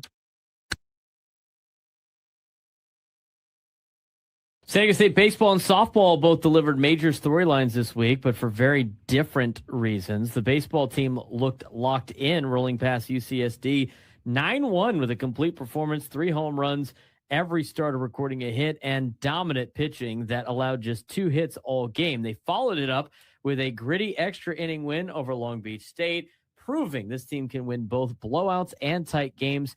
Meanwhile, San Diego State softball showed its full range against a ranked Grand Canyon team, struggling in 2 early losses, including a 12-3 and 11-2 defeat before completely flipping the script. In the finale, the Aztecs responded with a dominant 9-1 run rule win, powered by early offense, home runs, and a locked-in pitching performance. So the big picture for San Diego State right now, baseball is building consistency, while softball is proving it can bounce back from anything, but still searching for stability, and both are hitting the most important part of the season at the exact same time. Aztecs athletics is hitting a key stretch of the spring calendar where momentum, identity, and consistency all start to matter at once. This week, both baseball and softball programs gave us clear examples of where things stand, one trending upwards with confidence, the other showing both volatility and bounce back potential. Let's start on the diamond with baseball. Yep, San Diego State delivered one of its most complete performances of the season, rolling past UC San Diego 9-1 at Tony Gwynn Stadium. This was a full package win, 3 home runs, every position player recorded a hit, and a dominant pitching and defensive performance as well. The Aztecs snapped a 3-game losing streak in the process and continued their recent dominance over the Tritons, winning 4 of their last 5 matchups. And Tice Peterson really had a big game in that lineup for that game. On to the side of pitching and defense for this particular deal. Pitching staff may have been even more important than the offense in this one. 4 pitchers combined on a 2-hit game led by Carson Johnson, who delivered 5 scoreless innings, 0 walks, 5 strikeouts. That 0 walk number stands out. It signals command, tempo, control, and trust in the defense behind him. And defensively, Aztecs backed it up with a highlight level play that helped preserve the shutout momentum deep into the game. And the follow-up test against Long Beach State wasn't a isolated performance. Aztecs followed it with a 7-5 extra inning win over Long Beach State, a very different kind of victory. That game showed resilience down to its final strike. In the 9th, game-tying RBI single to extend it, then a 3-run 12th inning to close it. That's a team learning how to win multiple ways, something that matters a lot heading through conference play. Yeah, for San Diego State right now at 21-18, they're showing the signs of a team starting to stabilize. They're strong at home, competitive in tight games, 7-3 in 1-run games, and capable of both blowout wins and grind out victories. The next step is consistency over a full series and not just individual games. On to the softball field, where the story of the week was inconsistency following a strong statement win. Against the 19th-ranked Grand Canyon Lopes, the Aztecs dropped the first 2 games of the series, a 12-3 loss in 5, and then an 11-2 defeat. Early innings were the issue. Grand Canyon jumped out fast, including a first-inning grand slam and a massive second-inning surge in Game 1. Defensive miscues and pitching struggles early made it difficult to recover in both games, but they did have some offensive bright spots. Yeah, even in the losses, there were some clear offensive positives. Olivia Gignett continued her power surge with her 11th home run of the season. Kyla Pollard added a career-high 4th home run, and multiple hitters showing the ability to produce even against a top 25 pitching staff. And that matters because the offense is not the issue for this team's ceiling. So it was a complete turnaround on the response game. They closed the series with a 9-1 run rule over Grand Canyon. They flipped the entire tone of the weekend. Good to salvage the weekend, but softball big picture, 22-22 overall. This is a team with a definitely clear profile, capable of explosive offensive innings, vulnerable early against elite pitching, but also capable of immediate response after adversity. The challenge now is consistency, specifically avoiding an early inning collapse. That defined the first 2 games of the Grand Canyon series, but the ceiling is clearly there, especially with Pollard and Gigante providing consistent power threats. Now, one last thing about this update. We got the update on Monday that the Aztecs have re-signed, it seems like, a couple of players in which they're going to have back Ty Simmons. They're going to have LZ Harrington back. Luttrell's coming back, as well as Thok. And you got a group that is something that they could build with. But the biggest news, LZ Harrington is back with the Aztecs, as well as Ty Simmons. Those are the 2 that we talked about, Frank, were the biggest priority for this team going. We've gone through multiple times. I will say this. When we go through this, you're going to be shocked at who's got options and who doesn't. Maybe you won't be shocked. He's Frank Marchese. I'm Braden Surprenant. This is the Braden Surprenant Show, live and local each and every day from 10 to 2 on San Diego's number one sports station, 97.3. The Fan. We are broadcasting live from the Bill House Studios. We know how. Draft coverage on 97.3 The Fan is presented nationally by Liberty Mutual Insurance. Only pay for what you need. Liberty Mutual. Liberty. We should get an emu for this. Liberty. There you go. All right. Let's talk about this Sudoku puzzle that the Padres have to put together here. It's not easy. But these are good. This is all good problems to have. Look, you're sitting in first place. You're 16-7, right? You had a 2-5 start to the year. Everybody thought this team was like never going to make the playoffs, which, by the way, they're on a good stretch. They could go into the crapper too at the same time. It's still early in the year, but they're playing good baseball across the board. They're finding ways to win. I talked a little bit about that in my open, but they signed Lucas Giolito today. The Padres have signed Lucas Giolito. Sources? Well, the Padres. The Padres put it out there. They have signed Lucas Giolito. They have signed him to a 1-year deal for $3 million. Hold on, wait a second. What? I think it's finally going to happen. Guys, rejoice. San Diego, rejoice. Bob Nightingale was on foul territory today. Oh, I saw that. Save it. Okay. We're going to do that later. Yes. I saw what he said. Rejoice, We're San going to play Diego. the clip. Yes. We're going to get to the business side of this conversation in a second. But from a on-field perspective, now again, this is fun. We're doing this for fun. This is fun. Have fun. Enjoy the fun with us having fun. Trying to fill out this is the time where you play manager and general manager on the radio. It's fun. Now, again, injuries are going to happen eventually. I don't need the whole, when people want to rain on people's parade and just be like, if an injury happens, they could just go in the IL. Yeah, I get that. Yeah, okay. Thanks. Appreciate it. Okay? Yes, I understand some of these players can play their way off the roster. Some of these players could get injured. This usually has a way of working itself out. That is my disclaimer for piecing this together. Okay? We have given that disclaimer before, have we not, Frank? We did that in spring training. I think we did, yeah. I am going to reiterate it before I get some type of some guy wanted to be smart in the channel. Well, yeah. Thank you. Okay. Here's the situation that the Padres have in terms of who's still on this team. Now, again, all good problems to have. With the Padres signing Lucas Giolito and Griffin Canning coming up, you have two guys on the horizon that are going to join this starting rotation. The starting rotation, I think overall, Frank, has been solid. I think it's been good. It's been beleaguered, dude. Well, that means they just, they're piecing together the thing, and it's like, okay, so it's beleaguered doesn't mean they've been bad. It's just, it was an unnecessary adjective. Foul for being unnecessary. He draws the foul. Foul for being unnecessary. Okay. So let's go through the rotation first before we even solve the problem. That is the bullpen. So I think the easiest move is, unless he goes out and throws a no-hitter in his next game or completely shoves and then you have to head scratch. I think the easiest move is in 2 weeks when Canning is back, who's pitching right now.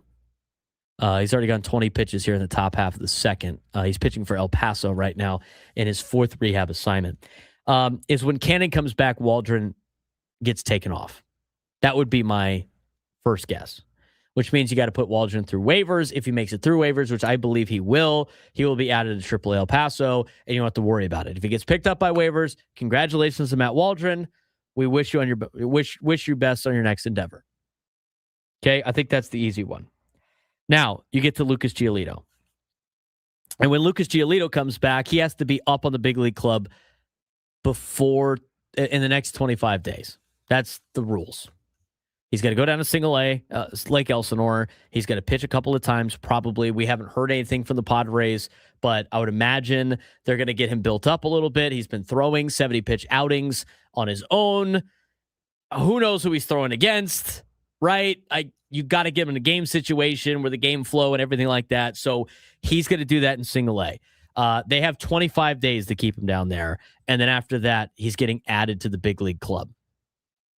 So when that happens, that's when the conversation comes out of who does he go on the rotation for. Now, if the Padres want to stick to a 5-man rotation, they're going to have to, again, pending injury, make a decision between Walker Buehler and Mal Marquez. Now, as soon as you make that decision, that player is never coming back. It would be they've pitched well enough, they're going to get picked up, and I doubt that they come back. You would have to wait for them to get cut by a team again, and then you'd have to go sign them. By that point, if that's what the case has been, maybe it's not worth picking up anyway. I don't want to digress any further on that. But when you make your decision between Buehler and Marquez. They're gone forever. They're not coming back. So if you want to keep all of them because they continue to give you 5 innings, 6 innings, an outing, which is great, you go to a 6-man rotation. I think a lot of people in the YouTube chat have kind of nodded their head, and I think I've been kind of on the path of I'm leaning towards the 6-man rotation, okay? Are you on board with the 6-man rotation, Frank? I feel like we're kind of on board with the 6-man rotation. More or less, yeah. Okay, so let's just do that.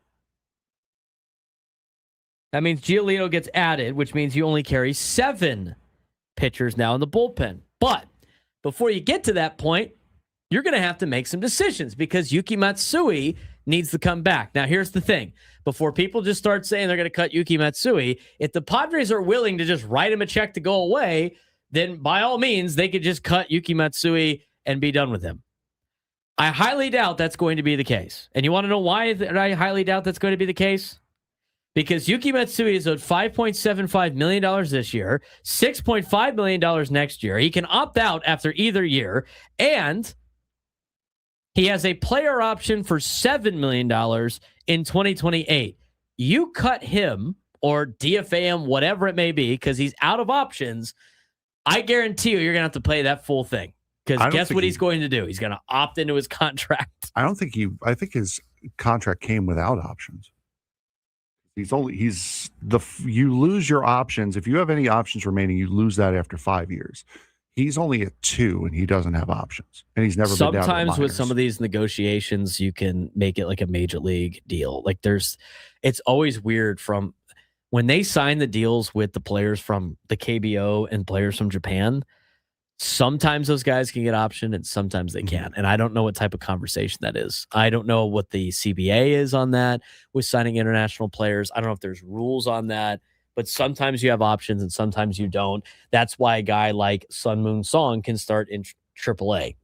That's why Hai-Sun Kim can start in AAA. I do remember like Ha-Sun Kim was interviewed and one of the things that he said in terms of, I think it was for Hai-Sun Kim, I think when he was coming over from the KBO, they were like, oh, he talked to Ha-Sun Kim and like, what was the advice on negotiating? And Ha-Sun Kim was quoted like saying, make sure you can't get sent down to the minor leagues was like kind of like the big deal.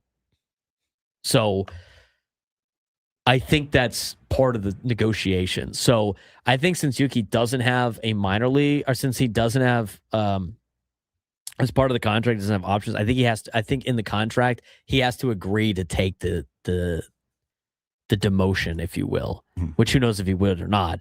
And if he doesn't agree to it, then I think you would have to DFA him, and then you're going to have to eat that money. Because I don't think anybody's going to pick him up on waivers and be like, okay, cool, we'll take on his contract. They'll just wait, and then they'll just sign him to a minor league deal. So Yuki Matsui is probably going to be on this team. Now, he has to be added, which means you have to take somebody off. I think the easiest one right now is Kyle Hart. It's a lefty for a lefty. I know Kyle Hart could be your long relief guy. I guess Yuki Matsui could be that guy, maybe, or Wandy Peralta, or maybe you mix it up of who comes in kind of a bad situation. Maybe it's Marinaccio. But I think right now it would have to be Kyle Hart because Kyle Hart has options. Or you make it David Morgan right now. Let's just say for case in point, it's David Morgan. Like, he's coming off not as great of an outing against the Angels. He has 2 options left. He's been used a lot already. You know, maybe it's a way to like keep him rested until somebody gets hurt and try not to use him as much in AA or AAA because he got pulled up from AA. I mean, they could send him back down to San Antonio and not have to worry about him dealing with the altitude and stuff. So if that's the case, then you put Matsui in for Morgan. And at that point, you're set with your 8, but you still have other problems. And we got to take a break. So when we come back, let's talk about the other problems the Padres face with the bullpen as we try to piece this together with Lucas Giolito being signed earlier today. He's Frank Marchese. I'm Braden Surprenant. It's the Braden Surprenant Show. Standing over in Sports Station 97.3 The Fan. San Diego FC just isn't just struggling anymore. They're starting to slip. 4-2 loss to Real Salt Lake, and the game was basically over in the first 6 minutes. 2 goals just like that off a turnover and a defensive breakdown. And that's the problem right now. Mistakes, big ones, early ones, costly ones. San Diego has now gone 5 straight MLS matches without a win. And in this one, Real Salt Lake had 9 shots and all 9 were on target. That's not bad luck. That's a defensive issue. And San Diego FC has had a lot of defensive issues in the last six games played. The offense is still not producing. Invartson is scoring. Dreyer is contributing, but it doesn't matter if you're constantly chasing the game. Right now, San Diego FC isn't losing because they lack talent. They're losing because they're making too many mistakes. And the question is, can they fix it before the season starts slipping away?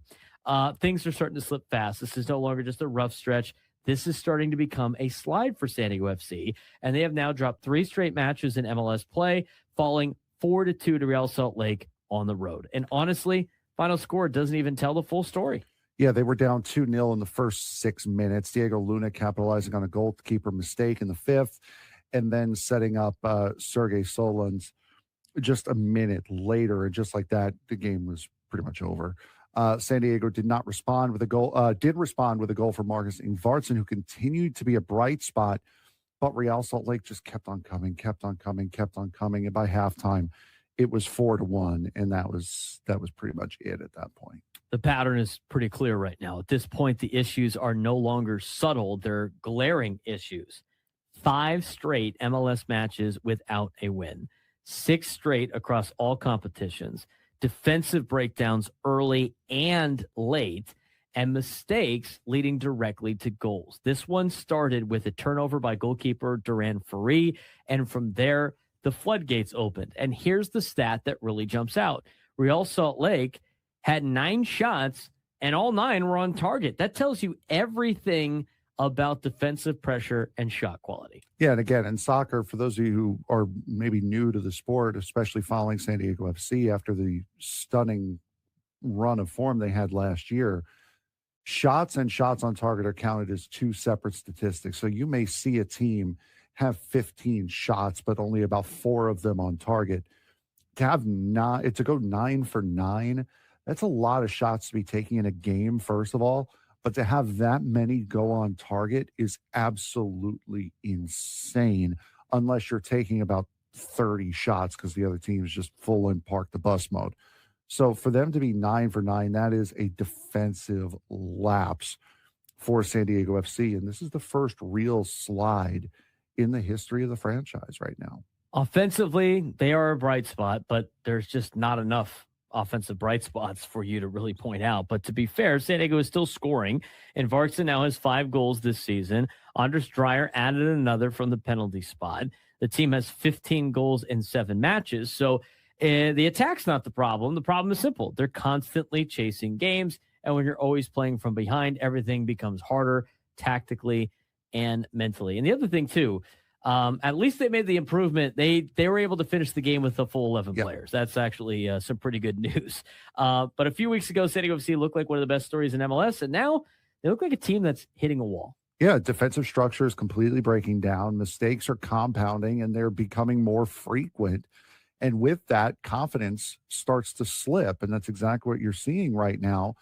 And while earlier we talked about how disciplined this team had been, the game is showing something else. Management is just not there. Game management, not front office.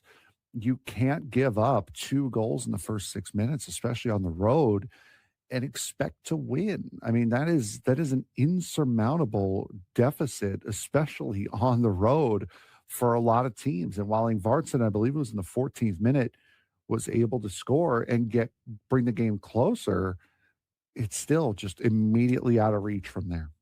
Looking ahead, the schedule doesn't get any easier for San Diego FC. They head to face the Houston Dynamo and then comes home. Then they come home for a quick turnaround against the Portland Timbers. 3 games in 7 days. We saw this really tire out San Diego FC early in the season when they were part of the CONCACAF Champions Cup. So if there was ever a moment to respond, this is it, because if this stretch continues, the standings will start to reflect it quickly, and this might spiral out of control.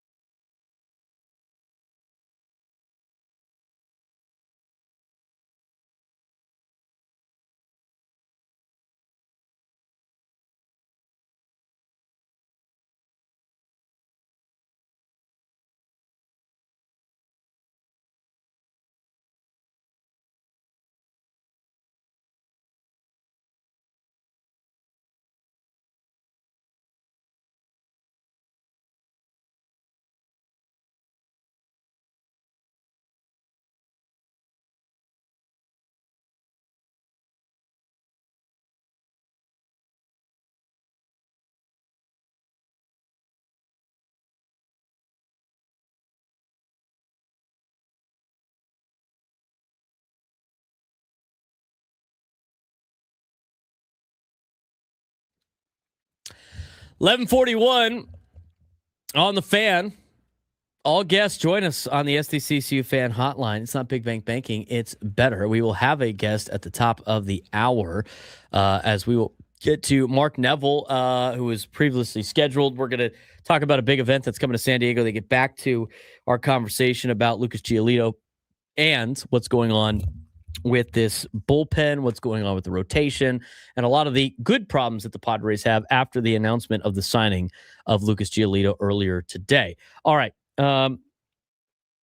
So we got to the point of canning for Waldron, and then Giolito, when he comes back, potentially being, we're going with the approach that you would go with a 6-man rotation. If you missed anything that we talked about in this hour, it's been about putting this roster together with the addition, because they're going to have some tough decisions to be made. We already put out the disclaimer out there. I don't need anybody telling us about how,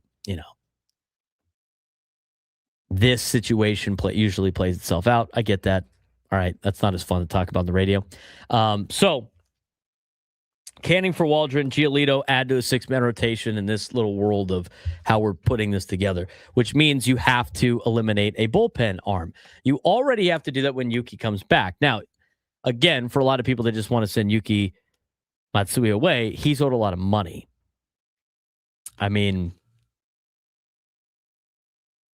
if they're willing to just cut him a check to go away, sure. Then all of this falls on deaf ears. And we're going to talk more business side of some of these moves in the noon hour. But Yuki Matsui, to recap, $5.75 million this year, $6.5 million next year, $7 million player option for 2028. It's a lot of money. So he's coming back. You're going to have to send somebody down. In terms of players with options, Morgan's got 2. Rodriguez has 2. Hart's got 1. And Mason Miller's got 3.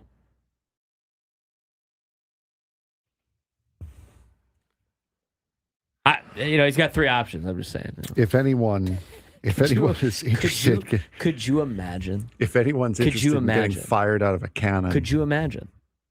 I could not even imagine. Could you imagine? Those poor AAA hitters. I tell you what, they could barely hit AAA.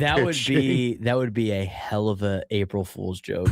Let me tell you. I mean, the Padres would never do that because they would just have a riot on their hands. I mean, like, really? I mean, he does have 3 options. I can't even take that seriously. By the way, the only reason why Mason Miller still has 3 options left is because he's not hit 5 years of Major League service time. Morahone and Jason Adam this year both hit the 5 years of service time. So they lose all their options. Any options that they may have had are gone.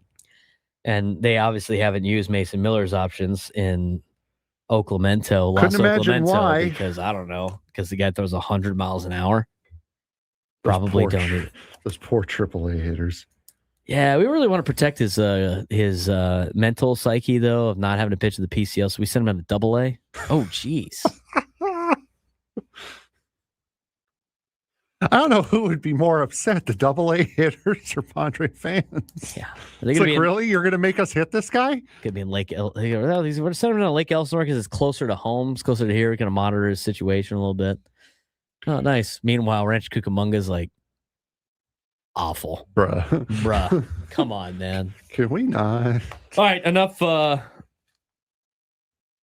joking around. So Miller's got 3 options. That doesn't matter. He's not going anywhere. Adams out. Morahone's out. Morgan has 2. Rodriguez has 2. Hart has 1. Let's just say for the case in point of keeping Hart to be the long relief guy, that you option Morgan. I think you could option Hart. Hart might be easier because now you have 3 lefties in the bullpen. I don't necessarily know if that's a problem or not. I really don't think. No, now you'd have 4 lefties, actually. You would have Morahone, Matsui, Peralta, and Hart. Yeah, forget that. Let's just say Hart goes down. And then I would imagine David Morgan would be like your longer relief. I mean, he did start a game. He's gone 2 innings before. They can figure it out with a long relief guy. That and also Ron Marinaccio's gotten a lot of the bulk. Is like when games are out of reach, they just throw him until his arm falls off, and then they pull him. So I could see a world where Marinaccio is more of that eat innings kind of guy after a game's out of reach either way. All right, so Matsui comes in for Hart. He's got an option. You're not going to lose him. It's fine. Maybe he goes down and builds up. And if you're a long relief guy, it's almost better to have him start games in El Paso. Yeah. To be honest, but who knows? So that's one of the moves. All right, so you still have 8 guys in your bullpen now, by the way. You do have to get down to 7. Estrada is on the 15-day IL. We don't necessarily know when he's coming back. I'm sure he's got a rehab assignment of some kind, maybe coming up soon. I haven't got any detail. We haven't seen anything new about Jeremiah Estrada, but that's another factor to it. But as of right now, let's say Estrada is not. I think Estrada. Do we think Estrada is going to be back before Giolito's ready to add to the rotation? I would have to imagine so, yeah. Okay. So, Miller, Adam, Morejon, Marinaccio, Peralta, Rodriguez, Matsui. You have to add Estrada back. Is Estrada going for Morgan?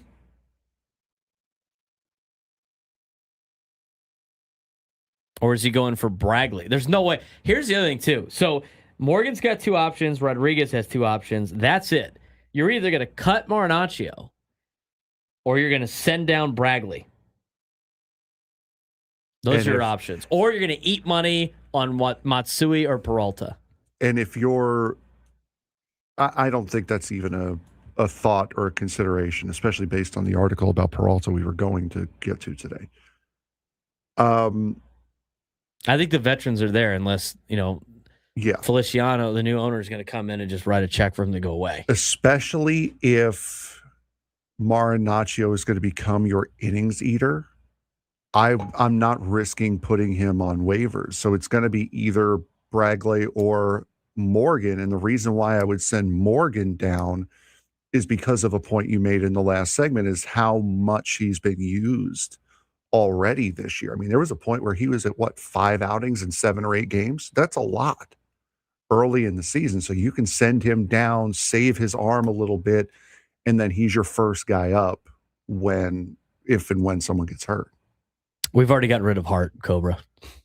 You just tuned in late, but I'm telling you, it's a long process here. Yeah, this has been an hour. Somebody explain to Cobra King X in the YouTube chat where we're at this point. So Cobra, we've gone with a 6-man rotation. We've swapped Hart for Yuki Matsui because he's coming back. He has to come back, otherwise you're going to pay him a ton of money. Yes, and now we're trying to figure out who the next person is. The bullpen, Estrada goes for Morgan, probably. Now, here's the other thing that's going to throw Cobra King off in the YouTube chat. It just came on. We still haven't added Giolito to the roster yet because we have 8 bullpen pieces. So we've gotten the bullpen back. So now you have Miller, Adam, Morejon, Marinaccio, Estrada, Peralta, Rodriguez. And now you have the rotation of King, Vasquez, Buehler, Canning, Marquez. So Giolito comes back. You are either going to go to a 6-man rotation, which is what we decided in the last segment they were going to do, or that we would do, which means you have to lop off another bullpen arm.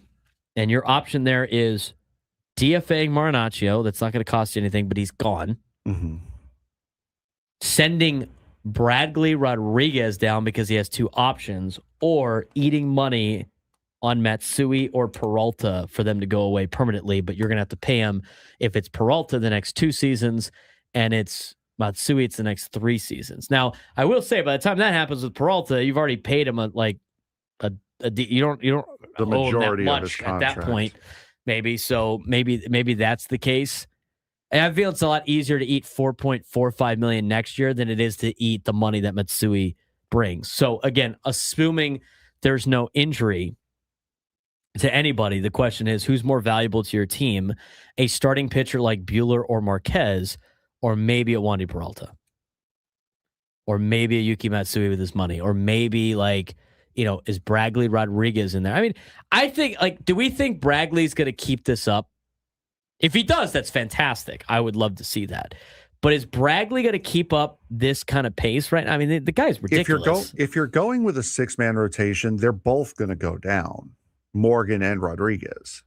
unless you've seen enough out of Marinaccio to say no. He's if he not gets tagged and he's just, he's got a 7 ERA and things are getting better. They're both going to go down. It's who are you sending down first is really the case right, study. So if you're doing if that's the case, that means Rodriguez goes down. You add Giolito back to the team. Your 6-man rotation is King, Vasquez, Buehler, Canning, Marquez, Giolito in some type of order. Your bullpen is Miller, Adam, Morahone, Marinaccio, Estrada, Peralta, Matsui. 1, 2, 3, 4, 5, 6, 7.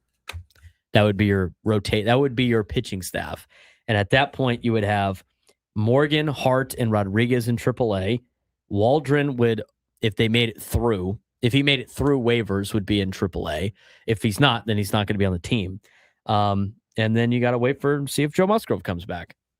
If and when he comes back, starts again, and then it starts over again unless somebody else gets hurt, or they put someone in the 60-day IL or whatever it may be. And also with this conversation, you could also mold that back into a 5-man rotation if you want to put a guy like Walker Buehler as your long reliever, and then just have Marinaccio go as one of the middle guys, one of the lower leverage middle guys. Right. I find the Yuki Matsui situation to be the biggest problem. They kind of need him to be good. Go Aztecs, why don't they just follow the Dodgers route of phantom IL stints, just give guys a rest? And because they could theoretically do that too. They could, but Major League Baseball does tend to clamp down on that. If you do it too often, there have been teams that have gotten in trouble for using the IL inappropriately. So that's also, you're playing a game against Major League Baseball at that point, if you wanted to try to go down that route. Yeah, I just like, I feel, I first of all, like we've said before, I feel these situations play themselves out. It's not going to be as, I mean, we already thought there was going to be major decisions happening now before they added Lucas Giolito, and Nick Pivetta got hurt. And then all of a sudden it's like, oh, they kicked the can down the road again. They did it in spring. They've done it already now. They might have to they might do it again in the near future, but these are all good problems to have. The reason why this is difficult is because Buehler and Marquez have been pitching well. And Bradley Rodriguez has been legit. That's what makes this decision difficult, because a lot of what we would say, like, these are the other factors when it comes to filling out the roster. Now, if it was just based on who the best 7 pitchers were, or 8 pitchers in the bullpen, and you didn't care about money and all that and all the other deciding factors, then yeah, you would Peralta and Matsui would be off this team like that. They'd keep the young guys and they'd be on their way. But that's not the case. Doc in the chat, we'll see Giolito before Canning. Canning also has options remaining. No, he does not. Griffin Canning is at 6 years of service time. His options are gone. And he has to come up to the roster off of his rehab assignment on the 4th, by the 4th. Yeah, he does not have any options. So you cannot do that. I would imagine that Morgan and Rodriguez, who have been great. Now Morgan a little shaky in his last start, but they've been great since they got pulled up last year. They're probably going to go down, and then they'll be the first ones up when guys get hurt at this point. I do think Bradley Rodriguez has made it a more difficult conversation, though, for the Padres because of how well he's pitched. These are all good problems to have. It's only 23 games into the season. And so, again, a lot of this will start to factor itself. It will start to play itself out. But it's an interesting conversation and good problems to have. When we come back, big event coming to San Diego as they honor the late, great Bill Walton. Mark Neville, who is a part of bringing this event here to San Diego and starting it, will join us next as the CEO of Sports San Diego to start the noon lunchtime hour. Braden Surprenant Show, settings over on Sports Station 97 through the Fan.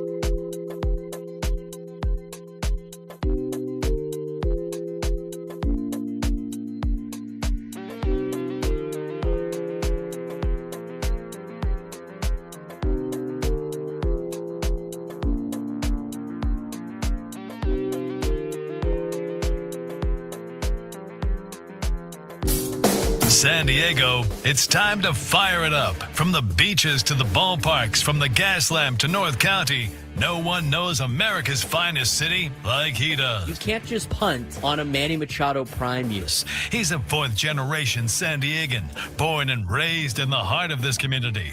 Passionate, opinionated, and always bringing you the real talk on your teams, your city, and everything in between. Braden totally knows his stuff. He's ready for the next step. That guy is good. Live and local, it's the Braden Surprenant Show. But I think Braden's one of the up-and-coming young stars in the media game in San Diego. Now, here's your host, Braden Surprenant. New Lunchtime Hour on the Fan is brought to you by the Craft Taco. Bold flavors, 2 locations, Sorrento Valley and inside Balboa Park's Natural History Museum. I'm waiting for the tacos. Where are the damn tacos at? Where are the tacos at? Tacos. I need tacos. I always need tacos. Who doesn't need tacos? Everybody needs tacos.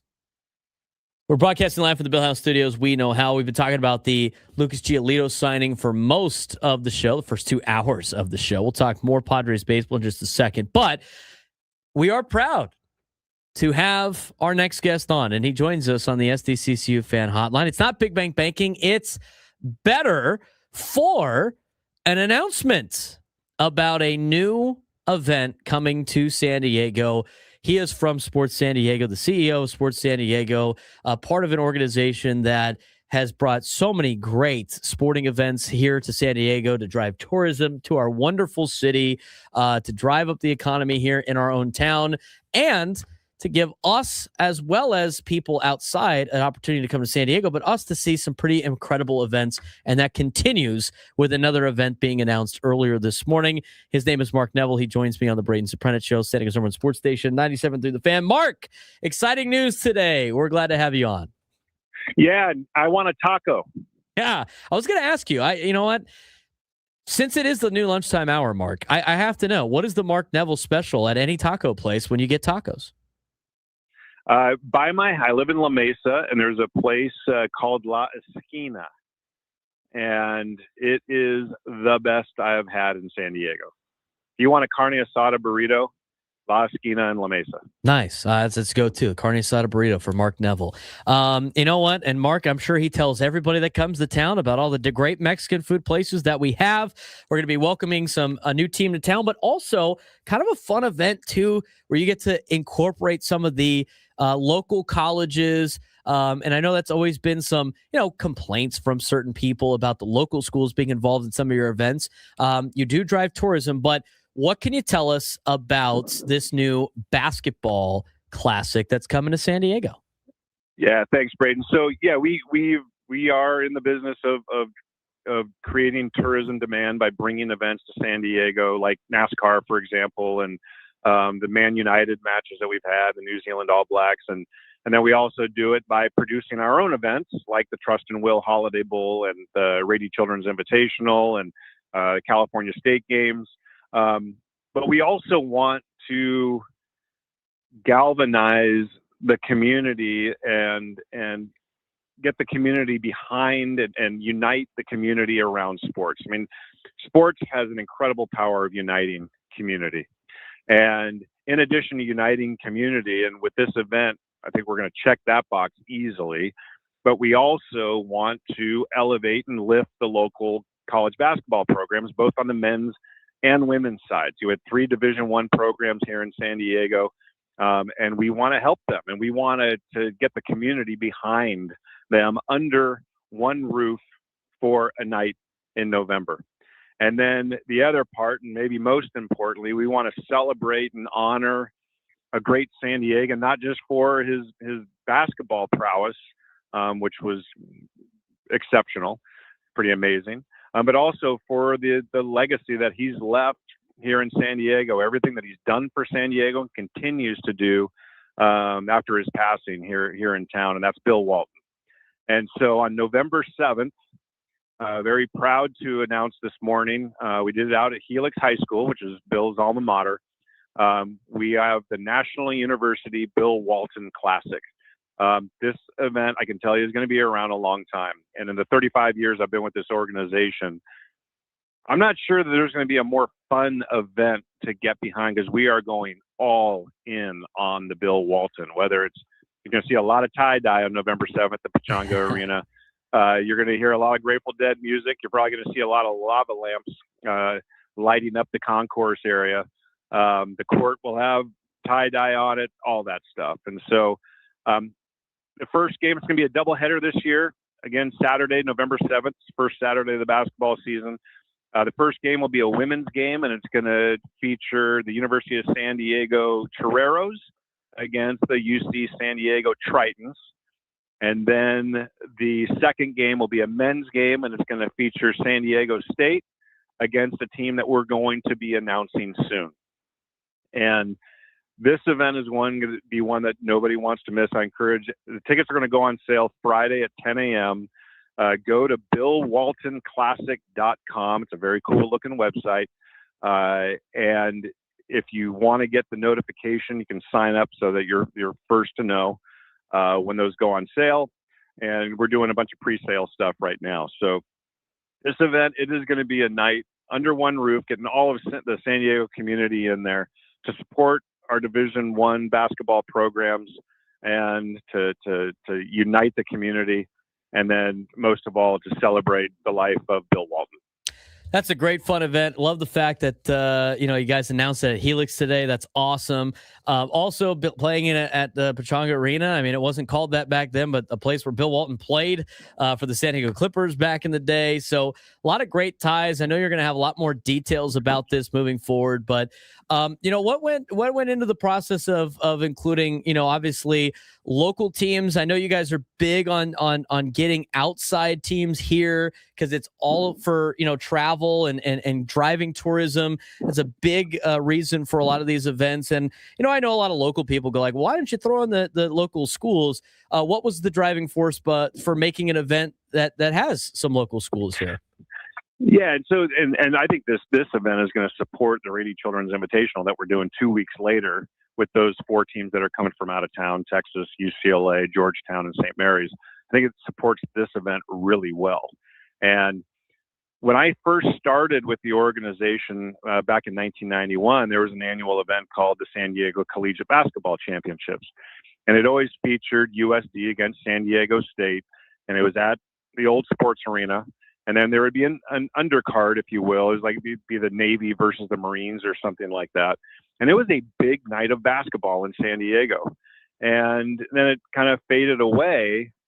And we saw this as an opportunity to bring that back and maybe even step it up a notch. We got 3 Division I programs. It is really difficult for these guys to be successful nowadays in the era of NIL. They do a great job of it. But this is a way that we're going to be able to lift them up. Let's get the whole community behind our 3 Division I basketball programs. And then to tie Bill Walton's name to it, and as part of our announcement this morning was also the unveiling of a new foundation called the Bill Walton Foundation. John Sarkeesian and Bob Reef were in attendance, and they were the ones that made that announcement. And there's no more appropriate way to honor Bill Walton than with a basketball event at Pechanga Arena to help elevate and lift our local basketball programs. And then we just started going on a heater in terms of like what we can do with this event. And this is going to be perhaps certainly one of the most special sports events that's going to take place in San Diego this year. No doubt about it. And this thing will happen every year. We will bring it back every single year. And I'm sure it'll expand so that we have more than even just 2 games. But right now we're getting it started. Got the women's game first, followed by the men's game. And it is going to be a celebration of basketball, a celebration of community, and a celebration of Bill Walton.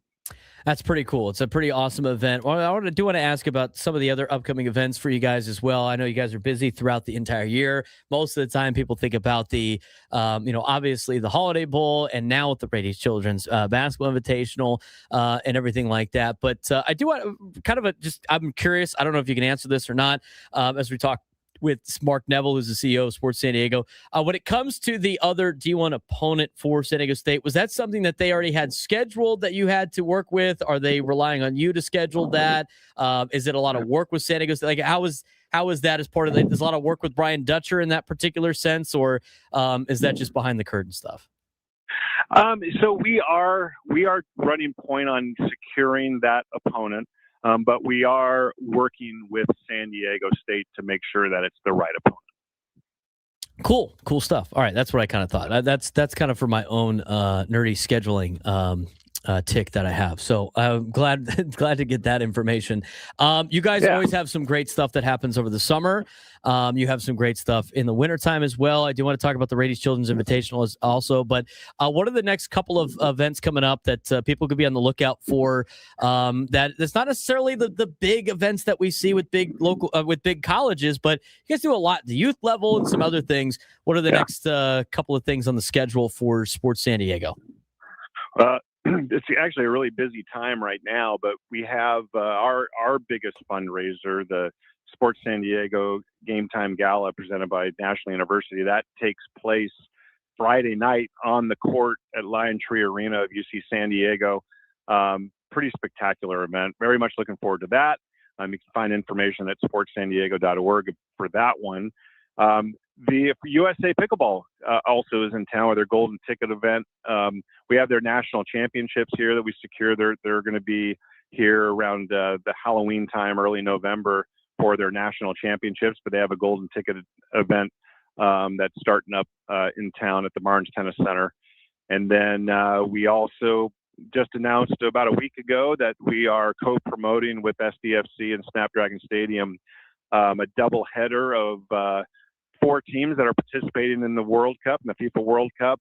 June 6th, Australia against Switzerland. June 7th, Colombia versus Jordan. And so you can go to sportsandiego.org for that one. That is going to be great. You know, all the hype and everything is going to be building now for the FIFA World Cup coming up here in a couple months. And we're getting involved with it, and we'll be hosting 2 matches right here in San Diego, 4 teams that will be playing in the FIFA World Cup. That will be pretty spectacular. And then NASCAR is not too far away. You know, we're handling, in addition to helping to secure the event for San Diego, we're handling their guest services and volunteer services. And so we got hundreds and hundreds of volunteers already signed up who will be helping over the Father's Day weekend, Naval Air Station North Island for NASCAR San Diego weekend. And then we got Cal State games that are coming on the heels of that. So we're pretty busy right now. And but again, everything we do is to benefit San Diego. So all of this is everything that we do. We're a nonprofit, and we're focused on benefiting San Diego. And right now, I think San Diego can be pretty proud of our efforts right now. And according to maybe some reports, I know you can't comment either way. It sounds like you might be working on some other stuff. You guys always have something up your sleeve, but busy times. I mean, I go through the whole list is crazy, and that's not even talking about the major events that you guys have already put on that are recurring, like the Radies Children's Invitational, like the Trust and Will Holiday Bowl. Keeping it busy, driving people here to San Diego year-round. Great work that you guys do over there at Sports San Diego, and really appreciate you coming on today, Braden, Mark. If I could say, Braden, real quickly, it's like, and while it is for, we're driving tourism demand, we're also, our whole organization, we're all San Diegans, and we're doing this for San Diego. And we want San Diego to join these things too. We want San Diegans to be at the bowl game. We want them to be at the Radies Children's Invitational. We want them to be at the Bill Walton Classic. We want them to be at all of these things. And so I really do encourage everyone to go to sportsandiego.org and you can find out everything that we're doing and how you can get involved. Last thing with the event that we had you on for with the announcement today with the Bill Walton, now the Bill Walton Classic sponsored by National University. Real quick, last time, how can you get a pre-sale for tickets? How does that work? When does that start? Go to billwaltonclassic.org. And the tickets to the general public will go on sale at 10 a.m. on Friday. You can go there now, though, and so you can sign up so that you get the alerts for it. And it's going to be a special night, truly a really special night in San Diego on November 7th. Mark, we appreciate the time. Thanks again, as always. Continue the great work. I know you guys are not only doing the events that are already scheduled, but you guys always have a lot of events coming up on the horizon. So not only are you putting this stuff on now, but you're putting on a bunch of stuff in the future that you guys do a really good job keeping under wraps as well. So appreciate everything you do for the city of San Diego. It's hard to do, Mark, because why? You know why it's hard? Because you're passionate about it, you're excited about it, you want to tell people all the great things you're bringing to San Diego, and it's hard. It's hard to see. Your face is always beaming, so excited about some of these events. I don't know how you do it. I don't know how you keep so quiet. I'm a pretty lucky guy. I got a fun job, that's for sure. Thanks again for the great work for the city of San Diego. We appreciate it, Mark. All right. Thanks, Braden. Mark Neville, CEO of Sports San Diego, joining us on the SDCCU Fan Hotline. It's not Big Bank Banking. It's better. Ben Higgins talked about it. That's why I didn't want to. I don't like putting Mark on the spot, but he was like, they had the report about maybe the Poinsettia Bowl coming back, and Mark said, or Ben Higgins said that Mark said, I cannot confirm nor deny those conversations. They're always working on something else. I mean, when they talked about, when we had them on to talk about the NASCAR thing, they've been working on that for like 3 years, 3 or 4 years. It took, and nobody heard anything until, we had the one guy call into the show. And then it was kind of like, talk around the garage is that they might be going to San Diego for something. A great job keeping things under wraps. I like this event. I think it's cool. I love the fact that the local teams are a part of it too. And it's a way for an organization that wants to get San Diegans to come out and watch, but also drive tourism to reward the local schools and have an event for them on top of a big event that's coming up 2 weeks after it. So, and they're honoring one of the best San Diegans we have and we have had with Bill Walton, and going to honor him at Pechanga Arena. It's going to be fun. I'm looking forward to it. Yeah, it's going to be great. I'd love to see what it's about and how it's going to go down. I'm curious to see who that D1 team is. I thought Go Aztecs was onto something with UCLA, but UCLA's already playing the Radies tournament. Why would they go? I mean, it's not far for them. I guess they could do both, but probably be better to get somebody else. Hopefully it's a really good opponent for San Diego State. And you can play at Pechanga. That's going to be interesting. That's probably like the best way you could get somebody to come down and play San Diego State. Probably, yeah. Nobody wants to play him at Viejas. So we must bring Viejas to Pechanga. Get excited. When we come back, we're going to talk more about this Lucas Giolito signing. We're going to talk about the business side of things, of what this could mean. We're going to talk about Padres and Rockies. We haven't got to talk about last night's game too much. It wasn't a lot to talk about in compared to what the news was at 10 in the morning. But we will go back to Padres conversations when we come back on the Braden Surprenant Show. San Diego's number one sports station, 97 through the Fan. College football might be starting earlier, and it's about a lot more than just the calendar. The NCAA is proposing a new schedule that would kick off the season before Labor Day starting in 2027. But here's the key change. Teams would get 2 bye weeks instead of just 1. Coaches are calling this a player safety win, saying the current schedule makes it too much of a physical and mental toll. And that part is true, but let's be real here.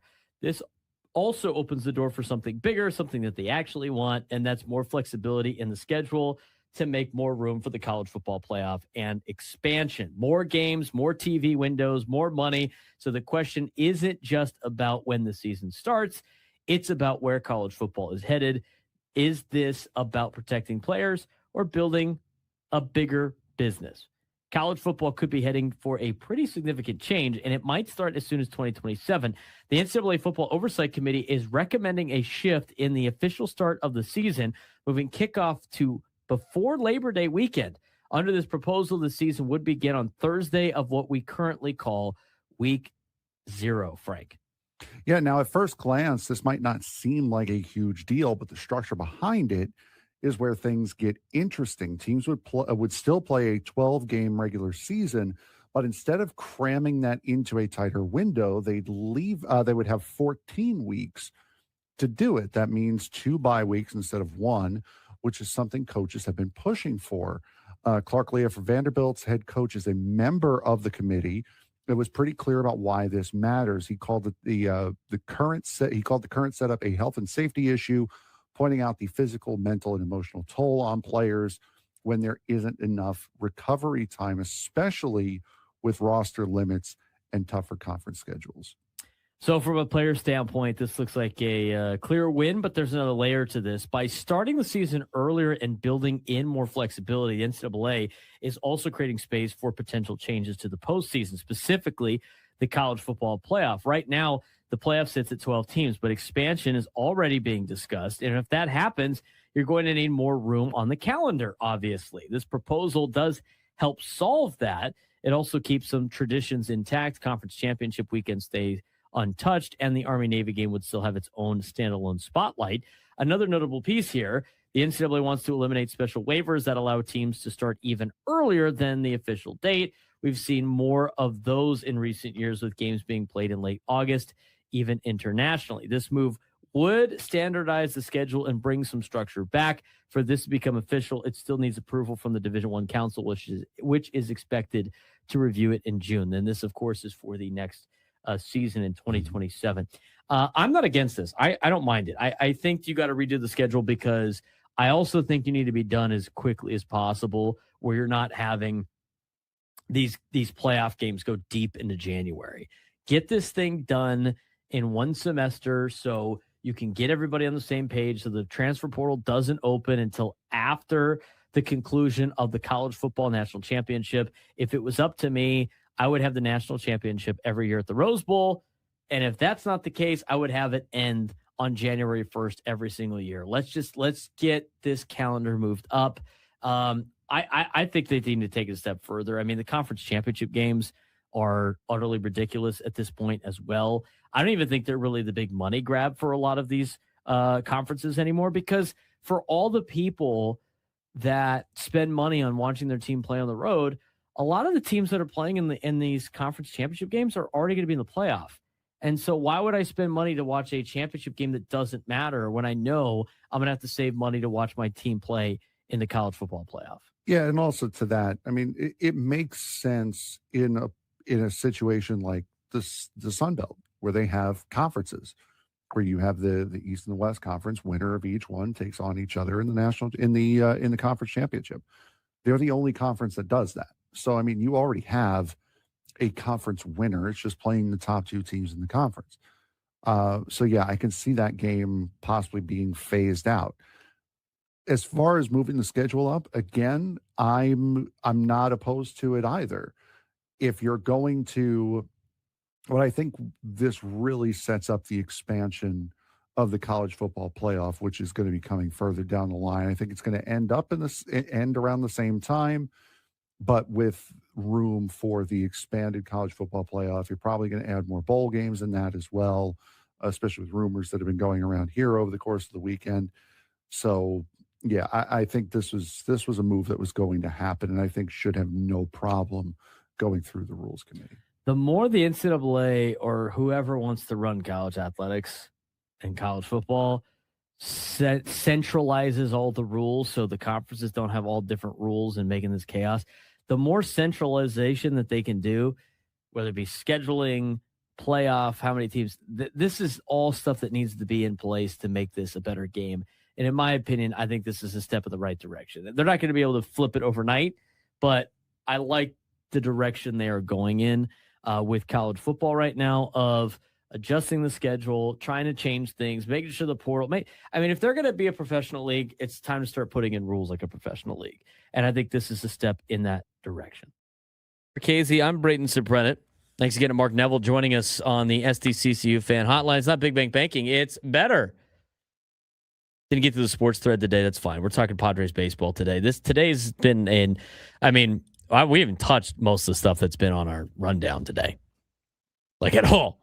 Less work for me tomorrow. Oh, wait, no. I don't have to do much work tomorrow anyway. We have an hour show tomorrow. Yeah, we do. We're getting preempted by the Padres on tomorrow, and then we're doing a best of on Friday. On Friday. Is why I got caught with my pants down earlier. Nice. I'm sorry. Are you speaking to me? I'm sorry. Wait, hold on. Are you raising your voice at me? That's what you should have played when you heard me just sitting there waiting. Yeah, silence. I'm like, oh, he called for something. No. Are you raising your voice at me? The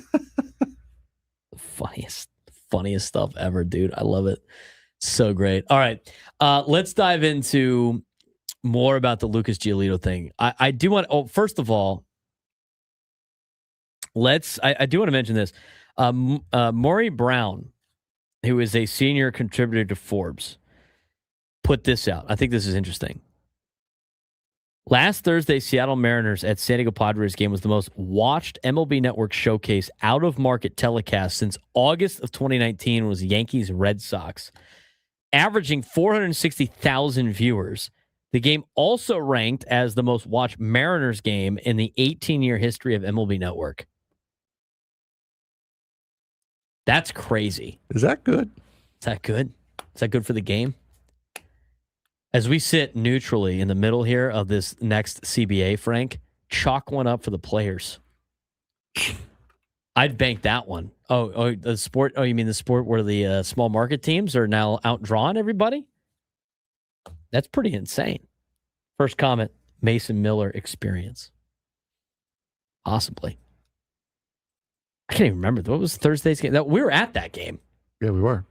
We were at that game. Yeah, that was the... Bueller pitched that game. He was hitting like 96. Yep, that was the biggest fan game. The biggest fan game. That's pretty good. That's awesome to hear from as a Padres fan. It's like, and they're playing the Mariners too, like late at night. Like people are just tuned into it. It's great for baseball. It's great that the lower level, the smaller market teams are putting together that stuff. And Matty V broadcasting a Padres game. Love Matty V.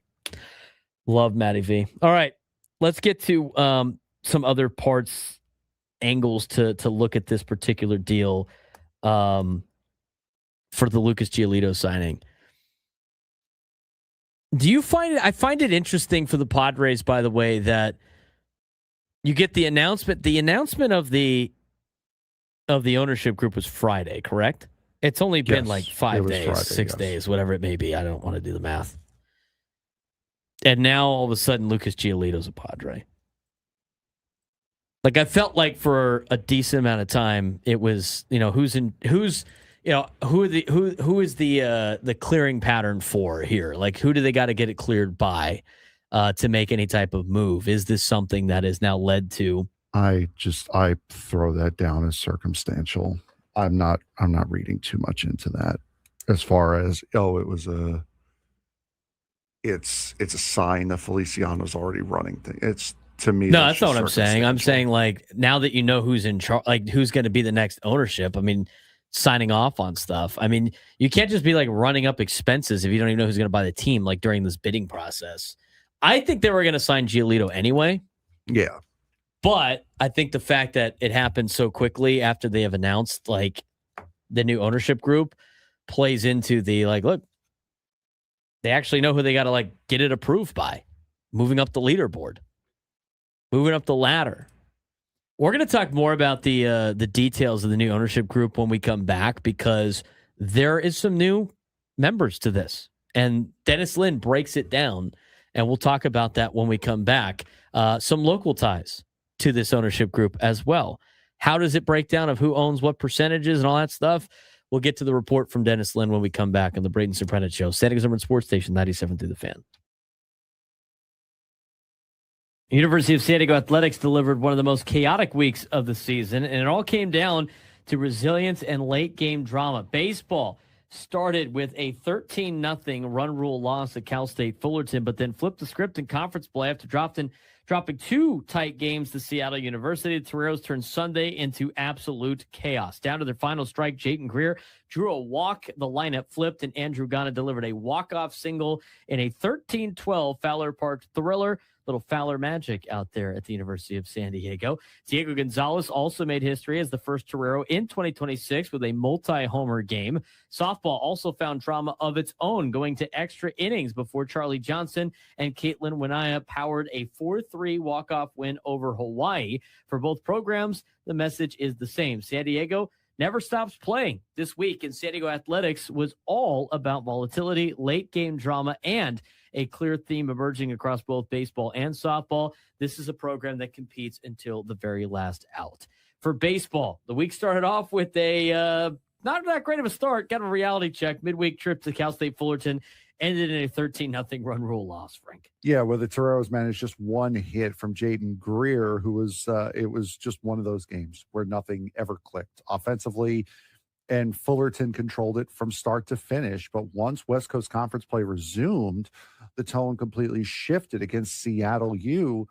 USD showed flashes of offensive life, but could not fully close the gap in back-to-back games, falling 7-4 on Friday and then 11-6 on Saturday. But still, there were signs of momentum, and Andrew Ghana stayed locked in at the plate. Jaden Greer continued to grind out at bats, and Logan Piper gave the bullpen a strong, steady outing that helped stabilize things. And then Sunday happened. Yeah, again, I mean, they lost the first two games, and again, the pitching has been the biggest problem for San Diego all season long. And this was a chaotic game on Sunday. I mean, they started the game. They put up 5 runs in the first inning. It was the first time they'd done that in a long time at Fowler Park. First time they put up 5 runs in the first inning since their game against Cal earlier on in the season. And the offense was really clicking. But again, the bullpen gave it up late. They go into the last inning down 12-10. And they got, leadoff man gets out. Second guy up was Diego Gonzalez. He hit a solo shot to right field, his second homer of the day, which was great to see. That was his 5th home run as a freshman this season. And it was a no-doubter. It was close to the line, but it stayed fair. It gave San Diego some more life. They were down 1. Next batter pops up. They're down to their final out. Jaden Greer comes in. They're down to their final strike, and he sees 13 pitches and works a walk. So right now you have a freshman that hit a home run in the last inning and a freshman that works a 13-pitch walk to get the tying run on base. Couple of hits at the top of the order, get the tying run in, and then it was Andrew Ghana, who has been the best hitter for the Toreros since March 1st, getting the walk-off winner. They really needed that, especially going into a game on Tuesday against UCSD. Yeah, absolutely. Fantastic. It wasn't clean. It wasn't simple, but it was exactly the kind of game that can define a locker room even later on in the season as we are. Let's get to softball. They had a week that showed both promise and frustration. They battled Cal State Fullerton in midweek action, but fell 10-3 despite a short-lived rally sparked by Kaylee O and Mallory Axline. The offense showed it can string together hits, but a big Titans 4th inning ultimately decided it for Fullerton over San Diego. Against UCSD, it was another competitive effort, but another tough result in the 7-3 loss. Taylor Johnson and O again provide offensive sparks, but a 4-run inning by UCSD created separation. The highlight of the week came Thursday night against Hawaii. That game went all the way to the 9th inning, tied at 3, before Charlie Johnson delivered a complete game performance, and Caitlin Wanaya drove in the walk-off run in a 4-3 victory. It was the kind of game that showcased toughness, pitching endurance, and timely execution under pressure. Yeah, for baseball, the identity right now is inconsistency, but it's also undeniable fight. They can get run ruled in one day and then win a 13-12 thriller the next. The ceiling is clearly there, especially with Ghana, Gonzalez, and the top of the order producing in key moments. For softball, the story is consistency within games, but inconsistency across the weekends. When they execute late, they could beat anyone, as shown in the Hawaii walk-off, but sustain conference success. Still their next step right now. It's being able to be consistent as the biggest driving force for both USD baseball and softball this spring. Still a lot of baseball and softball left, but running out of time to make a push for both squads. We'll keep you updated on that throughout the weeks.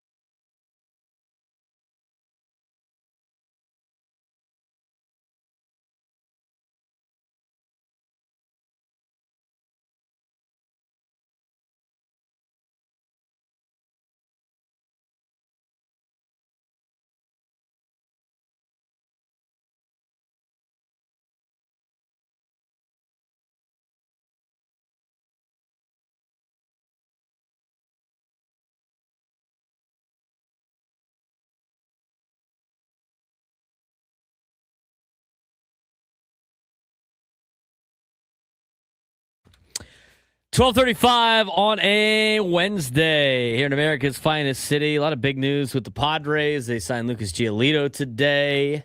He will be sent to Single A Lake Elsinore to get geared up for the season. And within 25 days of today or whatever it may be, he has to be added to the big league club. Yeah, it's 25 days from today. Griffin Canning and Yuki Matsui, for that matter, are both coming up on their rehab time of 30 days. And I think someone else, Sungmoon Song, is coming up on his rehab time, which is 20. Or is that already passed? That's either coming up or is just recently passed. Did you ask about Sungmoon Song? Yeah. Yeah, they already made the roster move. Yeah, that's right. Yes, that is just recently passed. Yes. Yeah, so they optioned him to AAA. All right. We got some information on this particular in this particular situation with the ownership group. Dennis Lin had an article about it in The Athletic. So Padres, we got the report. The Padres sold for $3.9 billion. MLB record. Surpasses Steve Cohen's $2.42 billion purchase of the New York Mets back in 2020. Now, this is what needs to be stated, I think, for a lot of people on this deal is this is enterprise value, not what the lead buyers are personally paying. So people saw that Jose Feliciano was like worth $3 billion or 3 point whatever. Just like, remember Joe Lacob, but we were like, oh, he's worth $3 billion. How is he going to afford this team? Jose E. Feliciano and Kwanzaa Jones are expected to buy 30 to 40% of the team, which is an estimated investment $1.4 billion. So I think for a lot of people trying to figure out the math, it makes a little bit more sense in that particular stake. Despite minority stake, right? Because they don't have 50% of the team, they will control the team.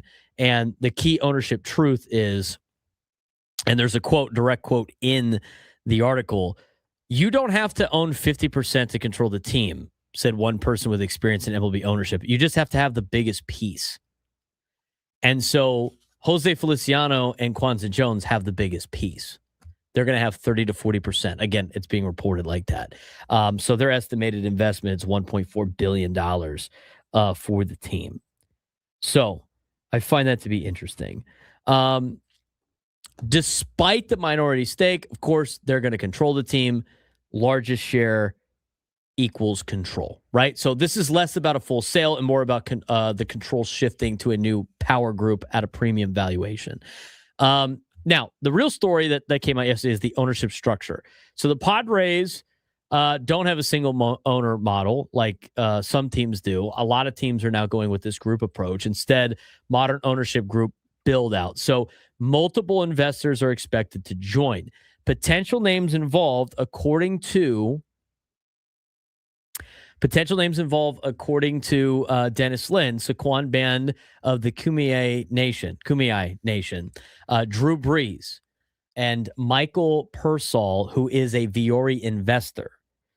Joe Kudla, who they talked about, but the guy that, the CEO of Viore, who went to University of San Diego, was kind of rumored, but he is not part of this deal. So this is a very diverse, high-powered, multi-industry ownership group for the Padres. Now, he does lay in the fact, like some of the casino angle with Saquon. Now it is Saquon. It's the tribe that is bought a percentage. And in there, like, they join with a less than 5% stake. Major League Baseball rules limit sportsbook operations tied to casinos. I don't know if they have any of that. It would require a third-party sportsbook handling comparable situations. Steve Cohen navigating casino development, which he has. Detroit Tigers ownership with casino ties. So that's a different level to this, but something that we're not going to worry about too much as part of the article. The other thing, too, that was interesting was Seidler family expected to retain a minority stake. So the current structure is Peter Seidler's trust approximately owns 24% of the team, and the control is currently held by John Seidler. Obviously, there's been some legal disputes involving Shield Seidler that has been recently resolved, with the details being private. So it's not like they're not completely gone. I mean, they're going to be part of some of the minority group with this ownership group. But the final bidders of this team were everybody that was listed: Dan Friedkin, Tom Gores, Joe Lacob. The Feliciano and Jones group ended up winning out the conversation. And the Padres are viewed as a premium global sports asset with the amount of money they spent for. So what happens next? This requires a 75% approval from MLB owners, a possible vote where the June owners meetings or earlier via remote, and an official announcement is expected soon. So very interesting, some of the information that came out in this article about other investors that are joining this group. So you look at it again, here's the direct quote, but it said some members and associates of the Seidler family will remain as minority owners of the franchise, and Feliciano's private equity firm, Clearlake Capital, is not expected to be part of the deal. Padres declined to comment in the article by The Athletic, and The Athletic had reached out to Sequan Tribal Chairman Cody Martinez, a representative for Breeze and BDT and MSD Partners, the investment bank the Padres hired to oversee the sales process, for comment, and will update this story if they respond. So we'll keep you updated on that. The Athletic reported in February that Vuori founder Joe Kudla and Breeze had expressed interest in joining a bid to purchase the Padres. Kudla, according to a person with knowledge of the situation, is no longer involved. The Sequan band helps lead the ownership group of San Diego FC, with Padres third baseman Manny Machado among the minority owners of the MLS Soccer Club. They did go into the details about like the situation with the casino aspect of things, and it sounds like there's some there's some other entities involved, but it's a little bit more clear on the structure of the price of the $3.9 billion and who's in control now, and who still has minority stake in the team and what the interests are. I think that's kind of, Frank, I think that's kind of like the best happy medium you could get if as a Padres fan, is you got somebody that came in that has a lot of money, that is linked to, that owns a private equity firm that has a lot of money as well, even though this is not going to be an asset of Clearlake Capital. I mean, obviously he does have money that he can spend through that. They have 40% of the 30 to 40% of the team. Some of the Seidler family group and members are going to be still minority owners of this team. And who knows who those people are at this point, but you know what? You got a little bit of mix of both. And when they talked about like picking an ownership group that has Peter Seidler's vision, it's a lot easier to have that when you have some of the members and associates still owning the team. So I think it's an interesting group. And to me, Frank, it makes a lot more sense after Dennis Lin kind of laid things out. The other thing, too, I saw something in this article near the bottom of the article. I don't know if it was the Padres and Diamondbacks are going to play a 2-game series this weekend at Mexico City's Estadio Alfredo Harp-Helú, which is a ballpark named after a Padres minority owner who also owns the Diablos Rojos de Mexico baseball club. Harp-Helú's stake in the Padres is believed to be upwards of 15%, but it is unclear whether the Mexican businessman will sell his share in the MLB club. So that's another interesting angle, because he's been part of the ownership group for many years now, and who knows if he sold some of his ownership stakes. So I think it's cool that Drew Brees is involved in some small capacity. I think it's cool that Sequan is involved. I think it's cool that they have some local aspects to this ownership group. And I like the everything that's kind of being set up by it. And I think it gives them opportunity to spend money and make their own splash when they take over. Yeah, it's been very fun to see how this has transpired and seeing all of the names that are coming up. It clearly Capital's not going to be part of this. It's just Feliciano and his wife. And now you're starting to see the other group of investors. Remember, we were talking about the CEO of Vuori and Drew Brees possibly putting in a bid. Well, they clearly have latched on to this, reportedly at least, have latched on to this bid here with Feliciano. So there, if you were interested about the, I forget his name, with the Pistons. Tom Gores. Yeah, Tom Gores. If you were interested in that Chargers link, you still have that Chargers link with Drew Brees potentially being a part of this ownership group. So there's still plenty to be excited about as far as these new owners go. And you're right. Again, as you mentioned, I think that's very important to note. Just because you hear that Feliciano has a 40% stake in this team doesn't mean that he's not the shot caller. You just have to have the biggest piece. It's not a you're under 50%, you own less, so you're not making the calls. You have to just have the biggest piece. And from what we're understanding, even at 40%, Feliciano will still have the biggest piece of this team. Right. And that was the quote that was in this article, and it makes the most sense, was when you look at ownership groups specifically, you don't need to own 50%, 51%, because it's not like just two people. Like, you just have to have the biggest pie, biggest slice of the pie, and you get to run things and be the chairman, everything like that. They always pick, sometimes they pick a chairman too, a couple of times. But that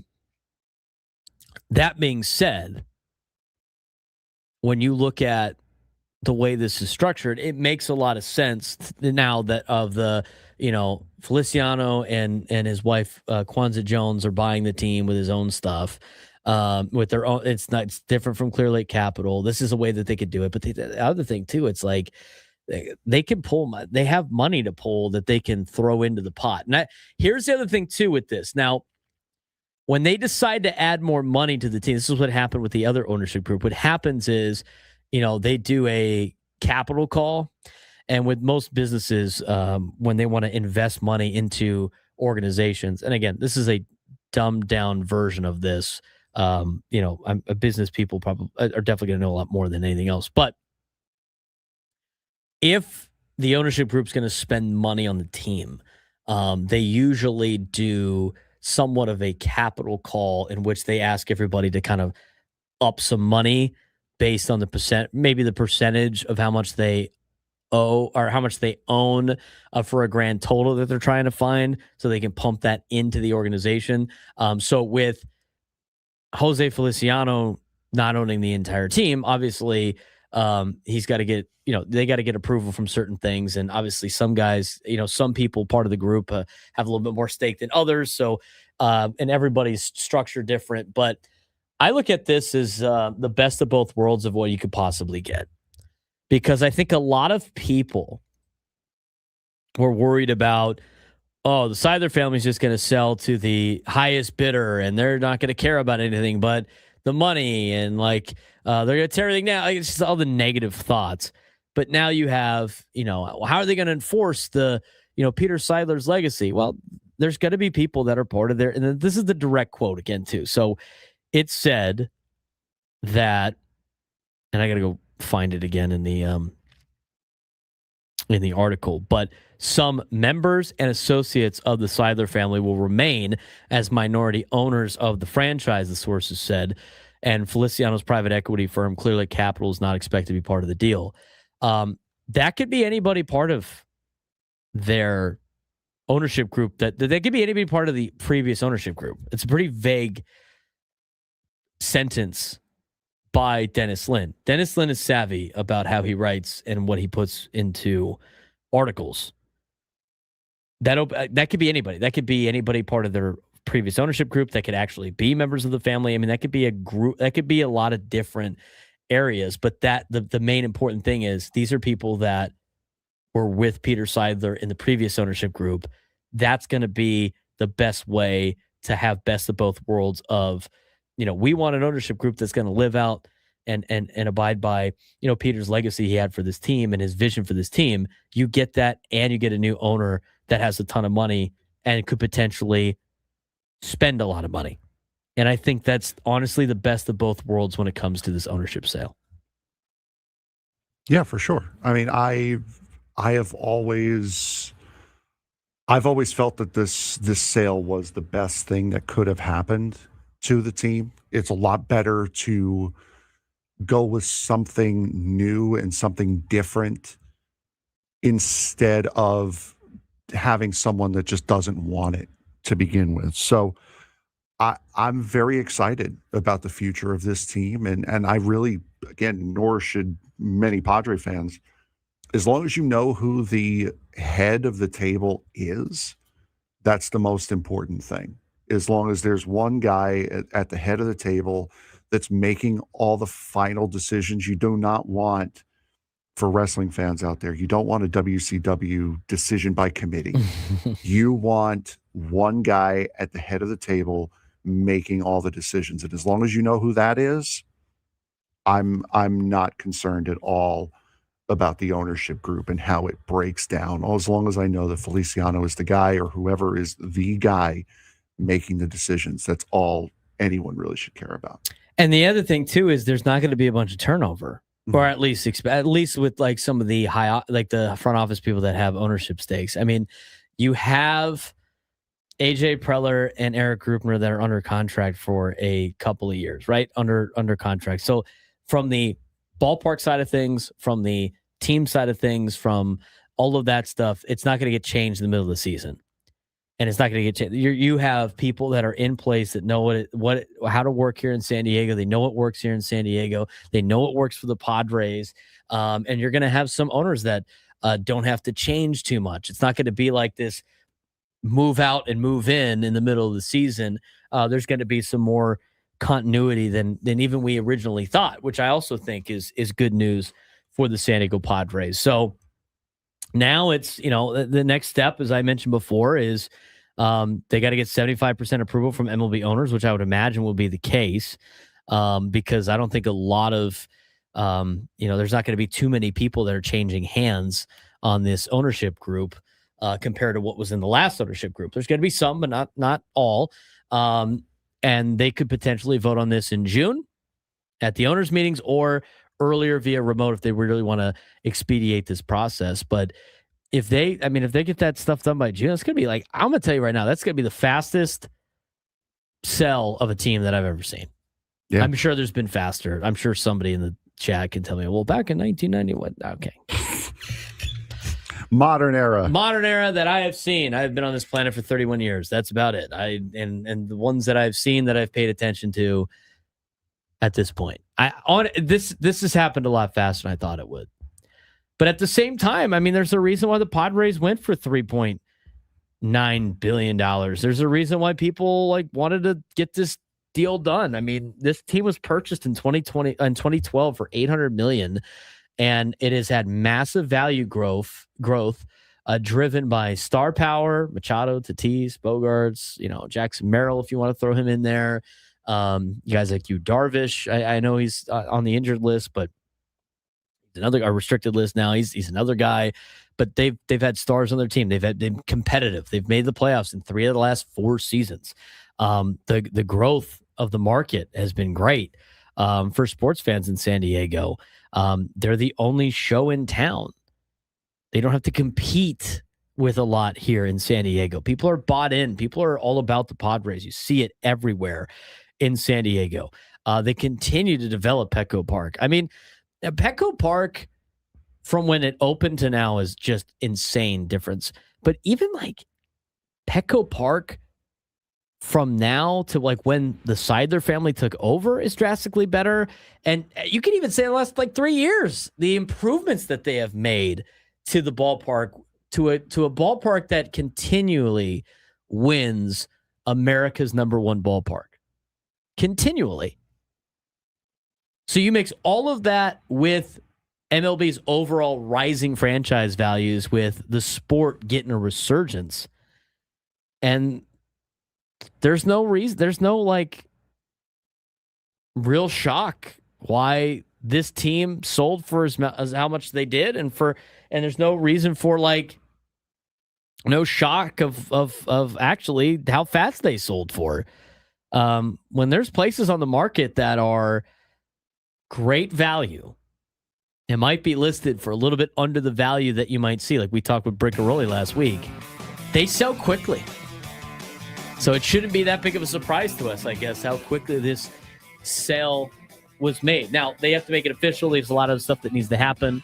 And when that happens, we'll bring it to you. But some interesting things from Dennis Lin yesterday on the new ownership group. When we come back, Bob Nightingale talked about the Padres. Craig Stammen was on the morning show. Preview of today's game. Hey, it's Scravy, and if you've never heard of a Conscravicy, then you need to tune into The Scravy Show. Weekdays from 6 to 7 p.m., I go down that rabbit hole and see what I can find behind it. It's Conscravicy season on 97.3 The Fan. Most financial advisors only manage your money. They refer you out for taxes. They refer you out for estate planning. They refer you out when things get complicated. Did they really vet that person, or did they meet once, exchange business cards, and call it a partnership? A referral isn't accountability. It's a handoff. When your investments, taxes, and estate plan are built separately, gaps happen, and those can cost money. At Trajan, we didn't build a referral network. We built a family office for all. Wealth, tax, estate. One team delivering coordinated planning, once reserved for the ultra wealthy. If you want real coordination and not just introductions, call Trajan Wealth today. Call Trajan today at 619-901-0100. That's 619-901-0100. Advisory services through Trajan Wealth, LLC, an SEC registered investment advisor. Other services through Trajan Estate and Trajan Tax. Additional disclosures at TrajanWealth.com. The 12 o'clock lunch hour is brought to you by the Craft Taco. Whether you're craving gourmet tacos for lunch or a craft beer for happy hour, the Craft Taco is the answer. Open in Sereno Valley and at the Natural History Museum in Balboa Park. Sometimes it's called a joke, a compliment, a hand that stays too long. If it's happening at work, you don't have to face it alone. At San Diego Law Firm, we focus on sexual harassment cases. We're here to stand up for you. Contact us at SDLF.com. SDLF.com. Master Spas of California's floor model sale. Massive savings on all remaining floor model and in-stock hot tubs and swim spas. Quantities extremely limited. Once they're gone, they're gone. If you've been dreaming about a new spa, now is the time to buy. Enjoy now and pay 0% interest for 18 months. These are the deepest discounts ever seen, saving you thousands. Master Spas of California's floor model sale. Everything must go. Visit our Escondido location, masterspas.com. Finding great candidates to hire can be like, well, trying to find a needle in a haystack. Sure, you can post your job to some job board, but then all you can do is hope the right person comes along, which is why you should try ZipRecruiter for free at ZipRecruiter.com/radio. ZipRecruiter doesn't depend on candidates finding you. It finds them for you. Its powerful technology identifies people with the right experience and actively invites them to apply to your job. You get qualified candidates fast. So while other companies might deliver a lot of hay, ZipRecruiter finds you what you're looking for. The needle in the haystack. See why 4 out of 5 employers who post a job on ZipRecruiter get a quality candidate within the first day. ZipRecruiter, the smartest way to hire. And right now, you can try ZipRecruiter for free. That's right, free at ZipRecruiter.com/radio. That's ZipRecruiter.com/radio. ZipRecruiter.com/radio. ZipRecruiter.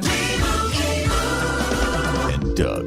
There's nowhere I wouldn't go to help someone customize and save on car insurance with Liberty Mutual, even if it means playing in a football game. Boom! 42! You're going down, Doug! Oh, yeah? Your price on car insurance when you customize and save is going down. Hey! Limu? What are you doing on their team? Only pay for what you need at libertymutual.com. Liberty, liberty, liberty, liberty. Breaking news for your home. Wayday. Wayfair's big sale is almost here, and you can score the best deals in homes, like up to 80% off everything home. Yes, you heard that right. 80% off with free shipping on everything. Plus surprise flash deals all Wayday long. We're talking outdoor furniture and essentials, rugs, and more. All at Wayfair, and all up to 80% off during Wayday. Shop Wayfair's Wayday from April 25th through 27th. Wayfair, every style, every home. Padres-Rockies today. Manny charges. Throw to first is in time. Pre-game 4:40. First pitch 5:40. The Padres play here on 97.3 The Fan. KWFN and KWFN HD1 San Diego. Hi, this is Jake Cronenworth from the San Diego Padres. Oh, what a play by Jake Cronenworth. Padres play here on San Diego's #1 sports station, 97.3 The Fan. And Odyssey Sports Station.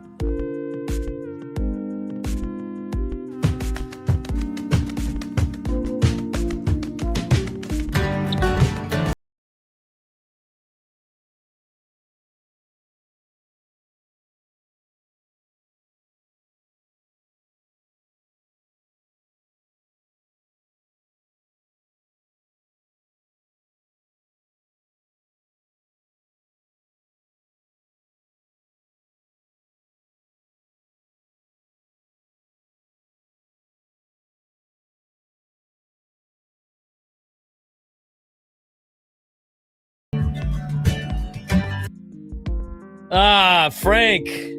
Foul. Save us from the commercials. Oh, no. All right, I'm handing out fouls here. I'm handing out fouls. What's going on? He draws the foul. Again, working on. Hang on, no, I don't want to hear your excuse. You get a foul. No, I'll eat it. I don't care. I don't want to hear the excuse. I'm eating you it. Get a foul. Adam gets a foul too because I blame him for this. Adam had to come in and crush the Mets for 12-game loser, Frank. He draws the foul. You know what? Frank's not losing those ball games, but if he's got to claim that he won 2 Super Bowls with the Giants, then he has lost 12 straight games with the Mets. Yeah, no, I have. Did you see the crash out? The slow crash out of Frank the Tank yesterday? No. Oh my God. I haven't blocked. I don't know. I didn't realize they do live streams of games, which I don't know how that works. Yeah, they do. They were live streaming the game, They and just, they just live stream themselves reacting to it. They don't. But then they put the highlights on it for like a video later. Yeah. You watch him just like, even when they hit a home run, he's like, they're still gonna blow it. Yeah. It's about time. No, he's so the pessimistic. worst fan. He is the worst fan, period. Every fan base has a Frank the Tank, and that's not a good thing. No, you don't want to be that guy. No, you do not want to be Frank the Tank. So his crash out live was crazy. I think his post game crash outs are like, they're so fake. They're getting to a point where it's like, it's so fake. It's like, they are. It's not that great anymore, because here's why. This is the same thing with, like, I'm going to compare it to play-by-play guys. When you like announce every play like it's the greatest play ever, it takes away from the big plays. You lose the meaning. And Frank the Tank does that for every loss. Every loss is like the worst loss on the planet. And then when you actually get a situation where you lose 12 straight games, it falls on deaf ears. Now, the live stuff, you actually get to see him react live to games. I think that's actually natural. I did find some enjoyment in that. I did. No, I haven't blocked. I don't know. The only time I ever see anything of his. It's unfortunate you guys have Boy the same posts. name and you both happen to be Mets fans. It is. That is the worst part of it. Correct. I mean, I'm texting Sam yesterday. I'm like, this team is so bad. They are putrid. And I saw Ron Darling talk about it during the broadcast yesterday. Nolan McLean had a perfect game going into the 6th inning. And then he kind of tipped what pitch he was going to give to Byron Buxton, of all people, because he came up and in on Byron Buxton to where Buxton had to go diving out of the way. And then he said that he made eye contact with Buxton and gave it kind of like the my bad. And Ron Darling said, as a hitter, all that does is tell you the next pitch is outside. I saw that Sure enough, the next pitch is outside, and it's 3-2, New York. So McLean kind of made a rookie being the nice guy mistake, but the way they lost it in the late innings, it's inexcusable. Start spreading news. I'm leaving today. Now they have now come to it. They've had a long enough losing streak where it's almost they can't come out of it. They have as had early in the season as it is. Teams that usually lose this many games don't ever make the playoffs. They have had a long enough losing streak. It's giving Jets fans hopes. Oh no. Because there's stuff going around on Twitter now. The last time the Mets lost 12 games in a row was 2002. The Jets won the AFC East. If you're doing so bad that you are giving Jets fans hope, you're doing something very, very wrong. Very, very wrong. Yeah. Fireman Eddie's dusting off the fireman hat. He's getting ready for Jets camp, baby. He's getting ready for Jets camp, baby. I mean, the only thing you can say is, if you are a Met fan, I've not been a fan of Carlos Mendoza from the start. He's got, Tommy Lugauer he's just, Sam just texted me now. The only thing you could say is if they keep losing, Mendoza's going to be gone sooner rather than later. I don't see how he made it back to New York employed. especially with a day off. Fact that who are they going to put in charge? Like they're just going to put somebody in charge at some point. When does Carlos Beltran finally get an opportunity? At some point, a head has to roll. A head has to roll here with the talent that you have on this team. If it's the Royals going on a 12-game losing streak at this point in the season, fine. You understand it. They're not good. You have so many people on this team making so much money, and you can't use the excuse of, well, it's only bad. It's only this bad because Juan Soto is on the IL. You won the first 3 games without him, and won it convincingly too. So it's not a we're missing our best player excuse.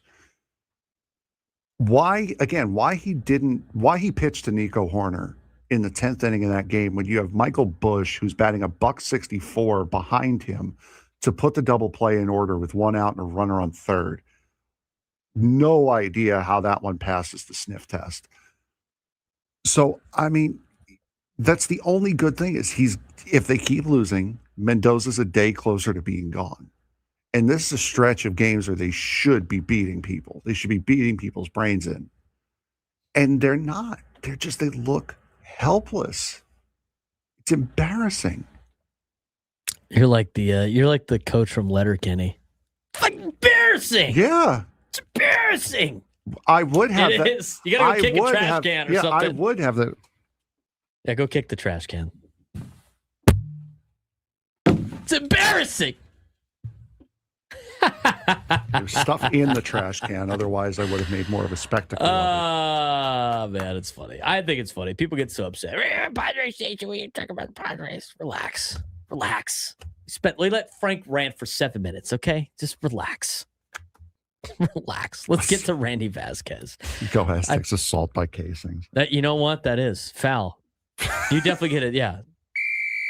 He draws the foul. Bang. Charged by the trash can. Get a booking. Yeah, that's like your 3rd foul or whatever. Frank's basically a foul out Friday today. True. All right, let's talk about Randy Vásquez from last night. Obviously, the overall stats were great. 7 innings, no runs, 3 hits, no walks, 5 strikeouts at Coors Field. That is not a joke. That alone tells you he controlled the entire game. But the most interesting part about Randy Vásquez, he didn't dominate with overpowering stuff. He dominated with execution and pitch mix. I have said, how many times have we said that? It's what he's doing. It's not like he's just got overpowering stuff. He just is learning. He knows how to pitch. Thank you, Yu Darvish. I mean, you has helped this guy out a lot.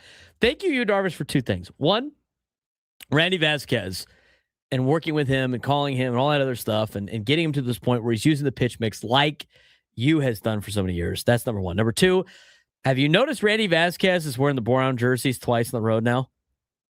Who used to wear the brown jersey all the time, like the only pitcher? I was going to say. This team, by the way, I know this is like the rumor, and everybody knows that like the starting pitcher gets to pick the jersey. If that is true with the Padres, I think it is. Who knows? Randy Vásquez wears the brown, which is my favorite. I was going to say, Yu Darvish. Who the heck is wearing the boron jersey? Yu Darvish would wear the brown jersey almost every single time on the road. Randy Vásquez keeping that up. I love it. I appreciate that. All right. His best weapon has been his cutter. 26% whiff rate, 48% on the called strike whiff. That is elite from the cutter. He threw it 23 times last night, generated some pretty weak contact. 124 expected slug allowed. That cutter was his get-out pitch last night. Hitters weren't squaring it up, and they couldn't lay it off. They couldn't lay off of it either. His slider, legit swing and miss last night, 25% whiff rate. Used it more against right-handers than lefties, but he was using that for his punch-outs. Fastball was fine, nothing really special, 94.9 miles an hour, but only 3% whiff rate. Lower quality metrics overall. Wasn't blowing guys away with it. Fastball is like they don't play as well in Colorado anyway. But it set a lot of things up for some other pitchers that he used. Now, the approach was pitch mix over stuff. And as a pitcher, he is becoming more and more like a pitcher and less like a thrower. Fastball, 34 to 43%. He mixed the cutter in around 27%. Slider was up to 25% against righties. He was starting to blend his pitches a little bit more, not relying on one dominant offering. And that's why you saw lefties seeing a balanced mix. And that's why righties got a lot more sliders, which was his put away pitch, leading to his 5 strikeouts. No walks.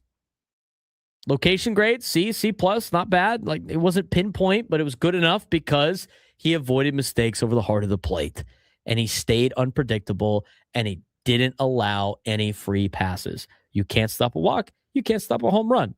So when he missed, he didn't miss in too many bad of spots. We saw that with Marquez. When Marquez misses, the ball goes over the fence. We've seen it with Buehler. When he misses, he's putting a lot of runners on base. Randy Vásquez has been exceptional. So why this worked last night, his pitch mix, he didn't overpower his hitters, but he kept them guessing. Cutter jammed him. Cutter jammed and froze hitters. Slider got swings and misses. Fastball kept them honest. Didn't give up any free passes. So not a lot of damage last night. And what to watch for now moving forward for Randy Vásquez is his stuff grade is still pretty low this year. He gets a D for his stuff grade.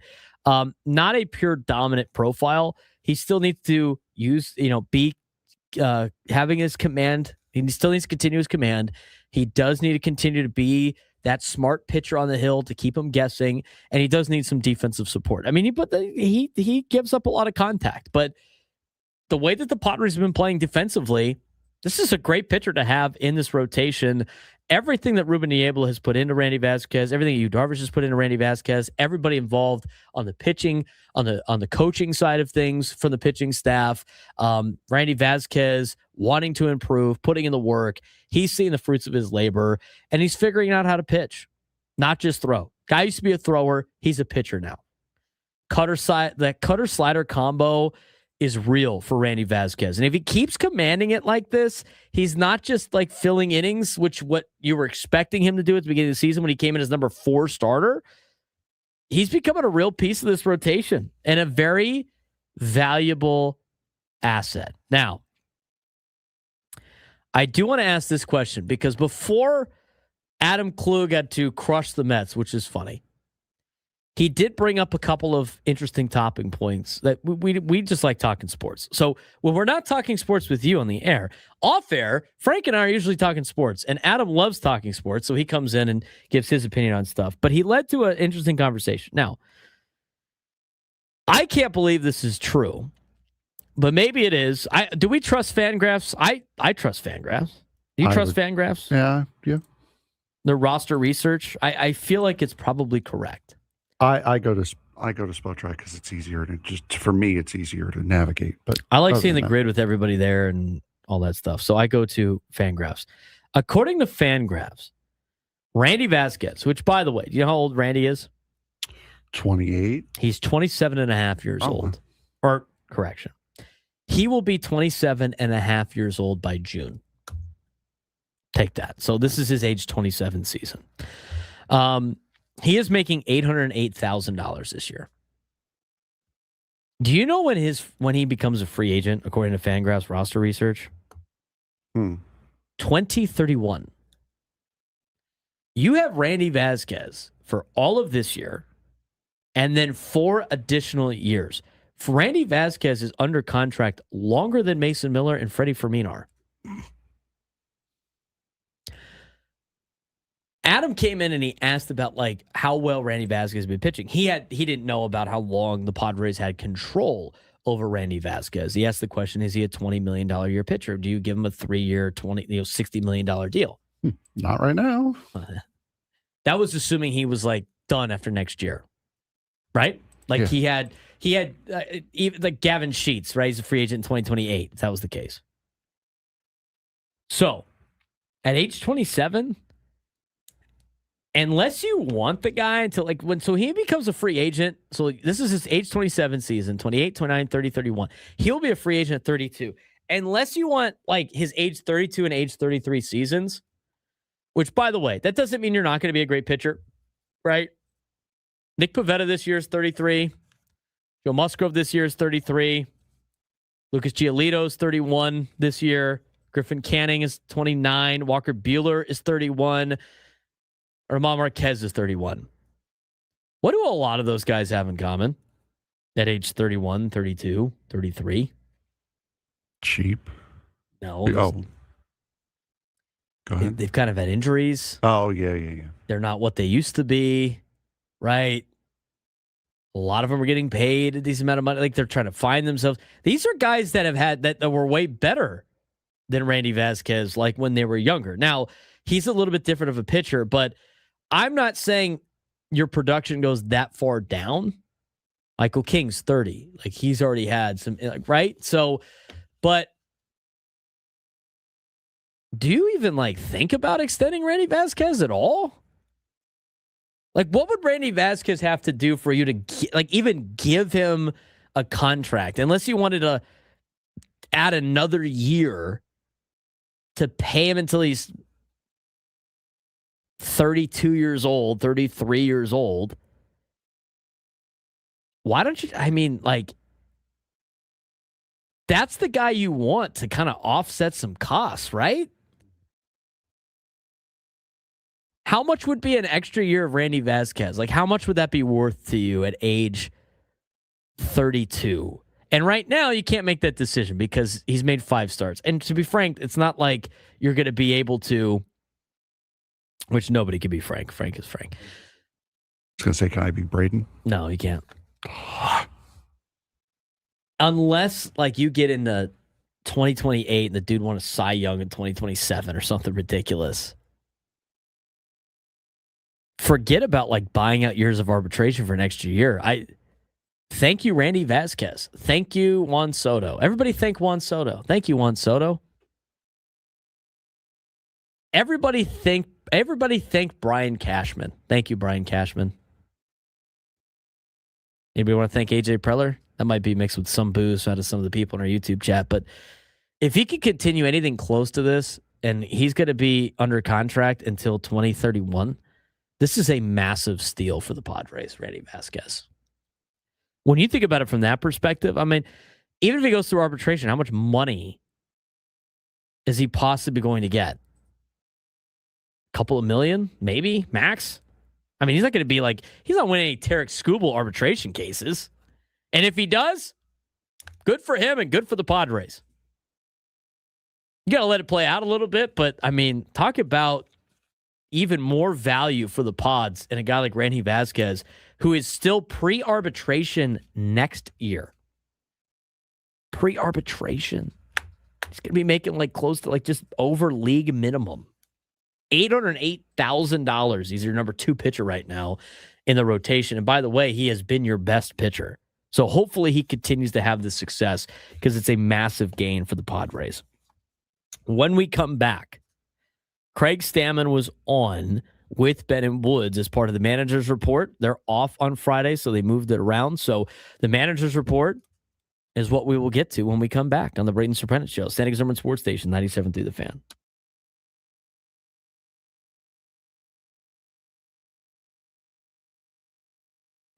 Major League Baseball season only a few weeks old, and it already makes no sense. Right now, the NL Central has every team over 500, including the Pirates leading the division, and the Cardinals on a win streak. That's not normal. Meanwhile, the Dodgers, Braves, and Padres still look like contenders, but even they aren't running away from anything. And there's the bigger storyline. Parity is everywhere. The Mets are collapsing, the Phillies look flat, and the Astros are dealing with injuries, but teams like the Marlins, Tigers, and Rays are hanging right in the mix. The season doesn't have separation. It has chaos. So the question is simple. Is this the most competitive MLB season we've seen in years? Or are we just watching early season noise before the real contenders take over? We're a few weeks into the MLB season, and the league already feels upside down. Super teams are still near the top, but so are unexpected contenders. Slumping stars are dragging teams down. And maybe the biggest storyline, the NL Central looks like the best division in baseball right now. That alone tells you how strange this season is shaping up to be. Let's talk about the NL Central. Yeah, no, historically, the NL Central hasn't been exactly dominant. In fact, there was a time where an 83-win team would win the division. Right now, all teams, all 5 of them, are over 500. The Milwaukee Brewers are still doing what they do, winning quietly. The Cubs are currently surviving injuries. The Reds are winning tight games at an unsustainable pace. The Pirates are surprisingly leading the division. And the Cardinals are on a winning streak. Not something that we would have had. This isn't just balance. This is chaos with structure. The real question is whether or not this holds, or if one of these teams eventually separates like we've seen in past seasons. Yeah, let's take a look at the power rankings right now. At the top of baseball, things are more predictable. The Dodgers are still the standard. Atlanta looks like the back to elite form despite injuries. San Diego getting dominant bullpen production. And the New York Yankees are thriving off young talent development. Top tier still exists, but it feels less separated than usual. Even elite teams are being challenged more consistently. And we've already seen some early breakout storylines in the first 22 games or so. Yeah, Shohei Ohtani's extending his on-base streak. Austin Riley looks like he's gotten back to being Austin Riley again. Bryce Terang quietly putting up MVP-level production. Jose Ramirez looking like an MVP candidate in Cleveland again. So the Stars are starting to heat up. But the difference this year is how many mid-tier players are breaking out alongside those Stars to help the teams overall. Now, in terms of teams that are feeling the pressure a little bit, New York Mets are in a free fall, and we don't have this much time on our regular show to talk about it, but what's the state of the Mets, Frank, on Monday, April 20th? Nuclear apocalypse. Pain. Right now. Yeah. Suffering. Well, the inflatable Mr. Met that was deflating on the ground that I sent you over the weekend. I mean, I don't know how Carlos Mendoza still has a job. I really don't. Or David Stearns, for that matter. And David Stearns, if he gets let go, it's going to be at the end of the season. You're not going to go in a completely different direction with an organization at the beginning of the year. To lose 11 straight games in the way they have, and they've done it against Oakland is one of the teams that they've lost to, now getting swept by Chicago. The stupid reasoning behind Mendoza not walking Nico Horner on Sunday, who ends up getting you the hit when you have Michael Busch, who's hitting $164 sitting behind him, putting the double play in order. I mean, it just makes no sense whatsoever. And you can't even say it's because Juan Soto's not there. It's because they won the first 3 games without him. So I have no idea what is going on with the Mets. They just look completely and utterly lost with no leadership whatsoever. I feel like the Mets go through stretches like this almost every single season. 11 straight is a tough stretch, and that is a way to not make the playoffs. You don't clinch the playoff spot in April, but you sure as heck can lose it. Yeah, they haven't lost 11 games in a row since 2004. And I'll give that 2004 team a lot of credit. They have something they didn't have something that this team does. Talent. They had nothing.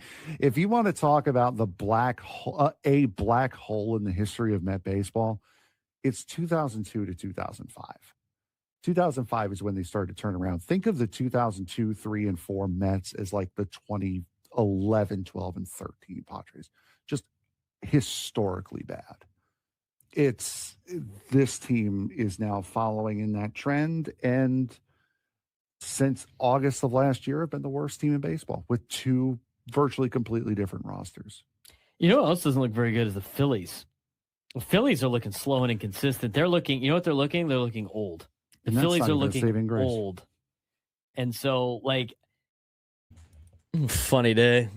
People are funny. People's comments are funny. People get upset over the dumbest things. Physically upset. Just type it out. I'm so upset. So upset. Ah! All right.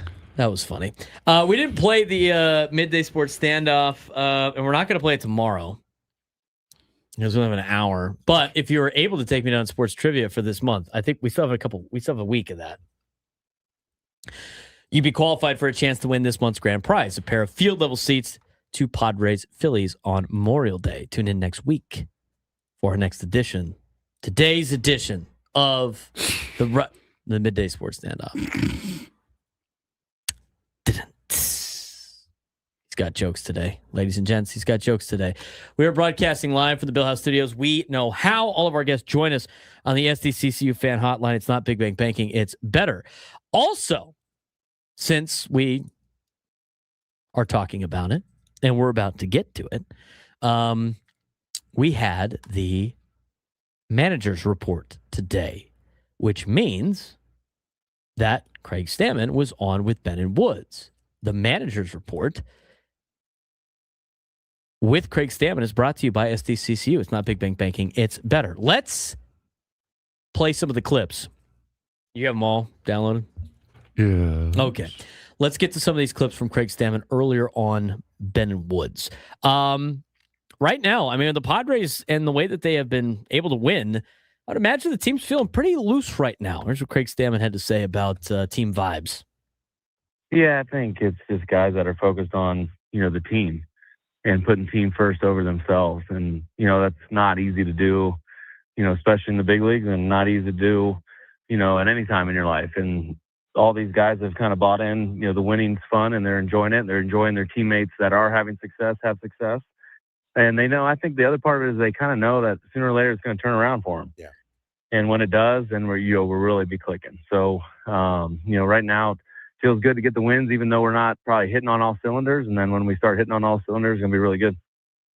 Craig Stammen on the manager's reports, brought to you by SDCCU. It's not Big Bank Banking. It's better. There's a couple of other things that I wanted to get to. One of them is about Manny. Obviously, Manny's still impacting games despite not hitting at the plate. Obviously, not really contributing from that side of things, but he is a big factor to this team. And just because you don't see his offensive numbers shoot through the roof doesn't mean he's not helping this team win. Here's what Craig Stammen had to say about Manny Machado. I think it's something we've talked about is, increasing his walk rate a little bit.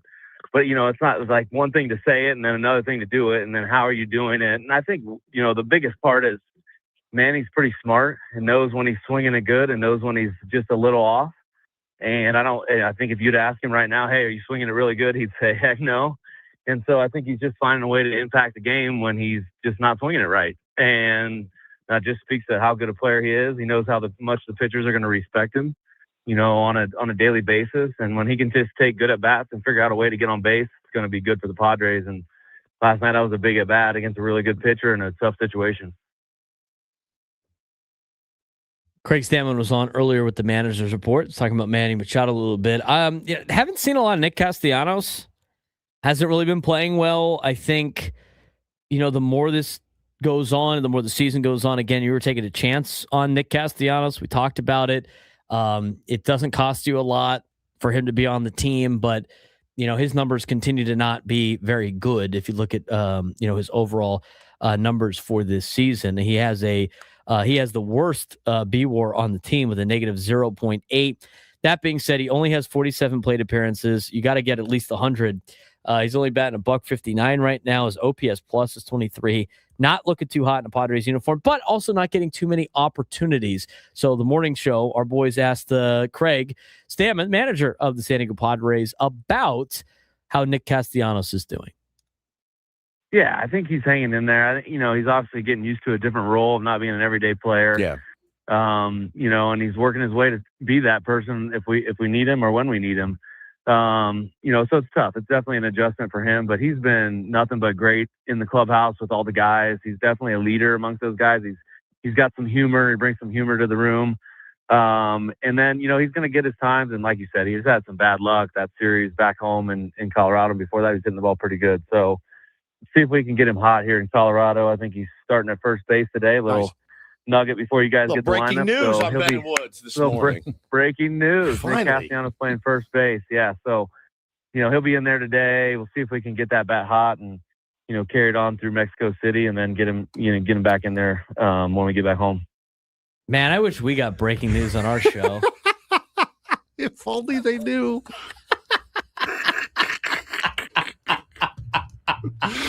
I'm sorry, Woods. I have to laugh. That's hilarious. I love that. Finally, some break. You know what? I wish we got breaking news. The morning show's always getting breaking news. Same in the afternoon. We never get breaking news. That is hilarious, considering the context.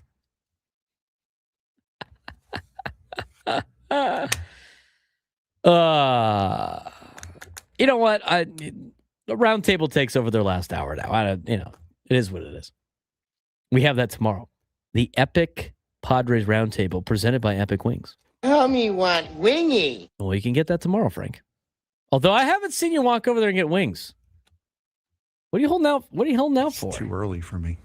Too early in the morning? You can save it for later. I could. You got to claim it early because the sales staff is on that. They are on that. All right, a couple other things I wanted to hear from Craig Stammen, who was on with Ben and Woods earlier this morning, who gets all the breaking news, and we don't get any breaking news ever. Matt Waldron starting tomorrow. What do they want to see out of Matt Waldron?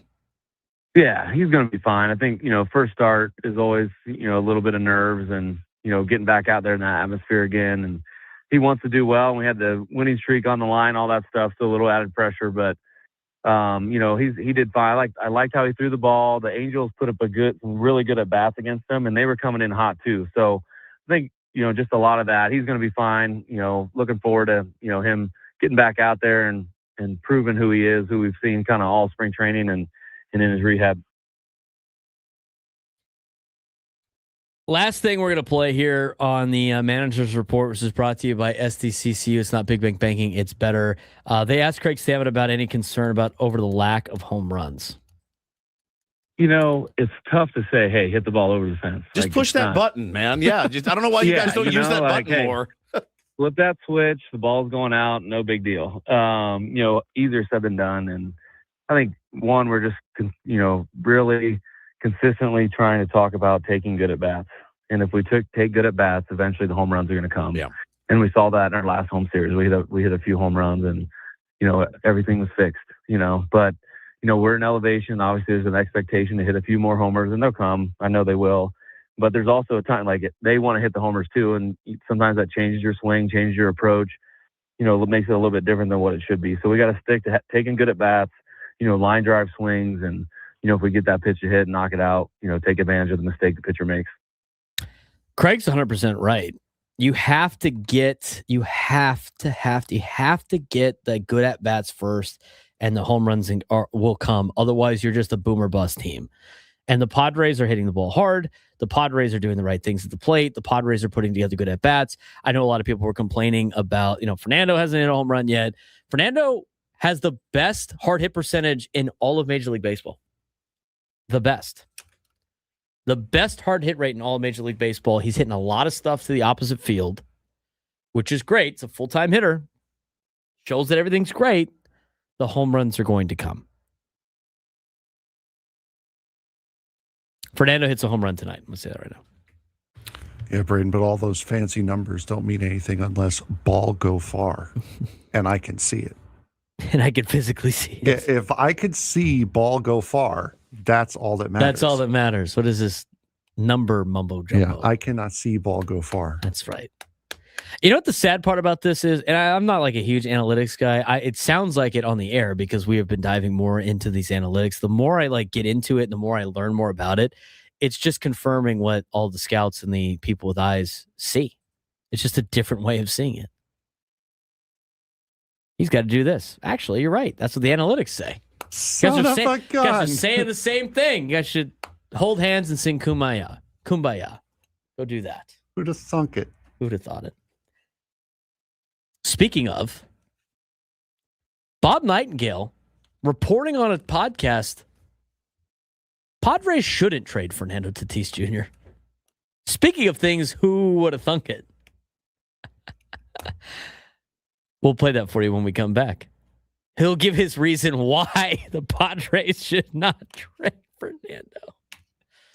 Finish up the show. I'll get you a preview of tonight's game, Padres and Rockies. Good and Chris coming up after Equal Water SoCal Padres pregame show at 4:40. Padres baseball at 5:40. San Diego Summer Sports Station, 97 through the Fan. The San Diego Gulls are heading to the playoffs, but there's one big problem. They're going in cold. 3 straight losses to end the regular season, giving up goals in bunches.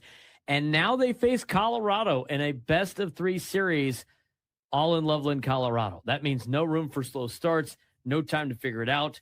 Now, the good news, this team can score. We've seen it with Pastujov, Bailey, Phillips. They've been producing all season, and they just got a boost with Tristan Leno back in the lineup after he went up and helped Anaheim with a victory against Nashville last week. But playoff hockey is different. It's tighter, it's faster, and defense wins games. So here's the question.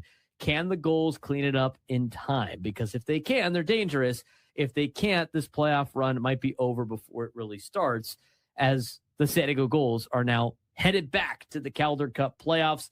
Not exactly, though, the way you wanted. After clinching their spot, San Diego dropped three straight to close the regular season.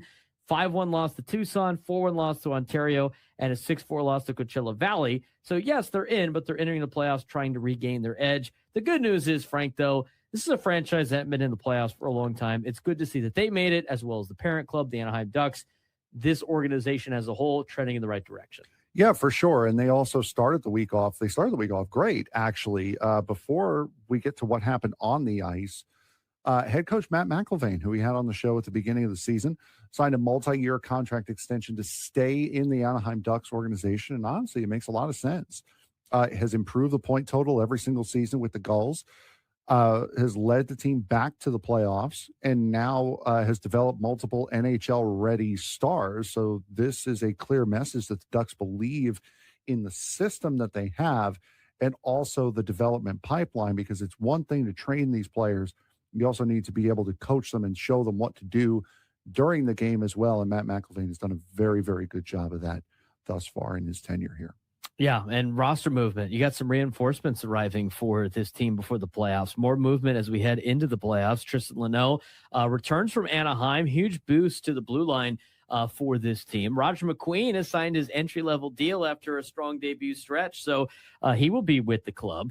And young players continuing to cycle in and contribute. This roster is still evolving even now, but they're getting the best players back from Anaheim in the playoffs, and with adding a guy like Roger McQueen at this point in the season. Look, as much as we've talked about the Gulls all year, they've done most of the damage without Roger McQueen. You add him to this lineup, it's a little bit different of a Gulls team that Colorado is used to facing.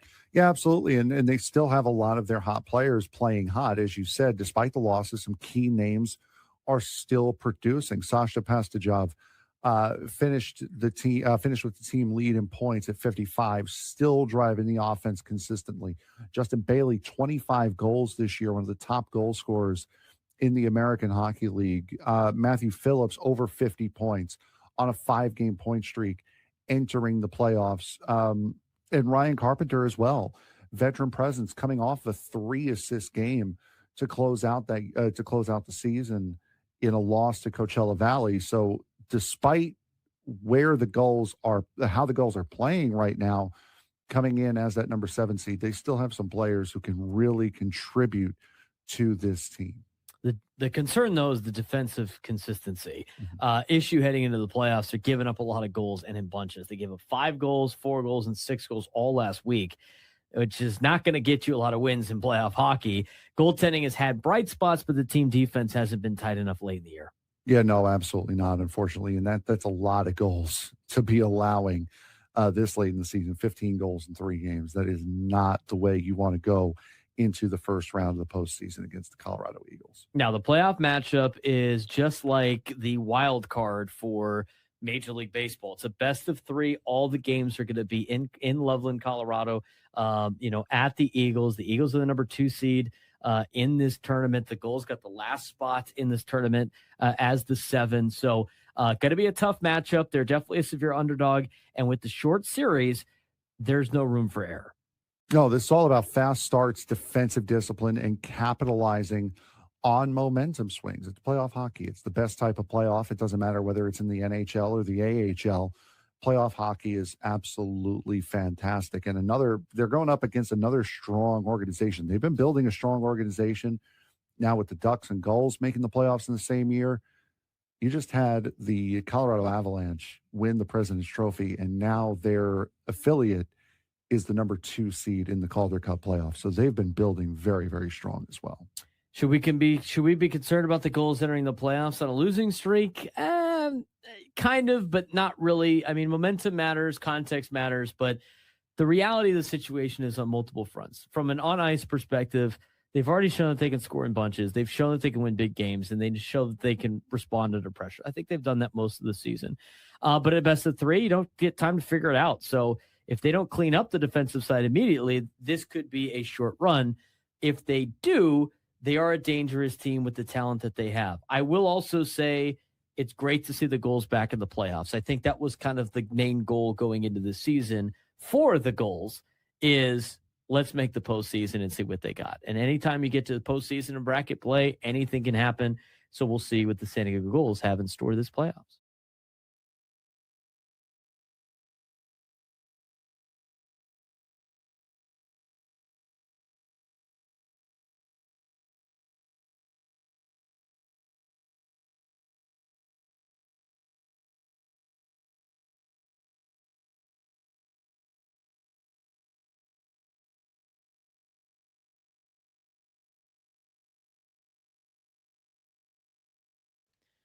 $141 on a Wednesday.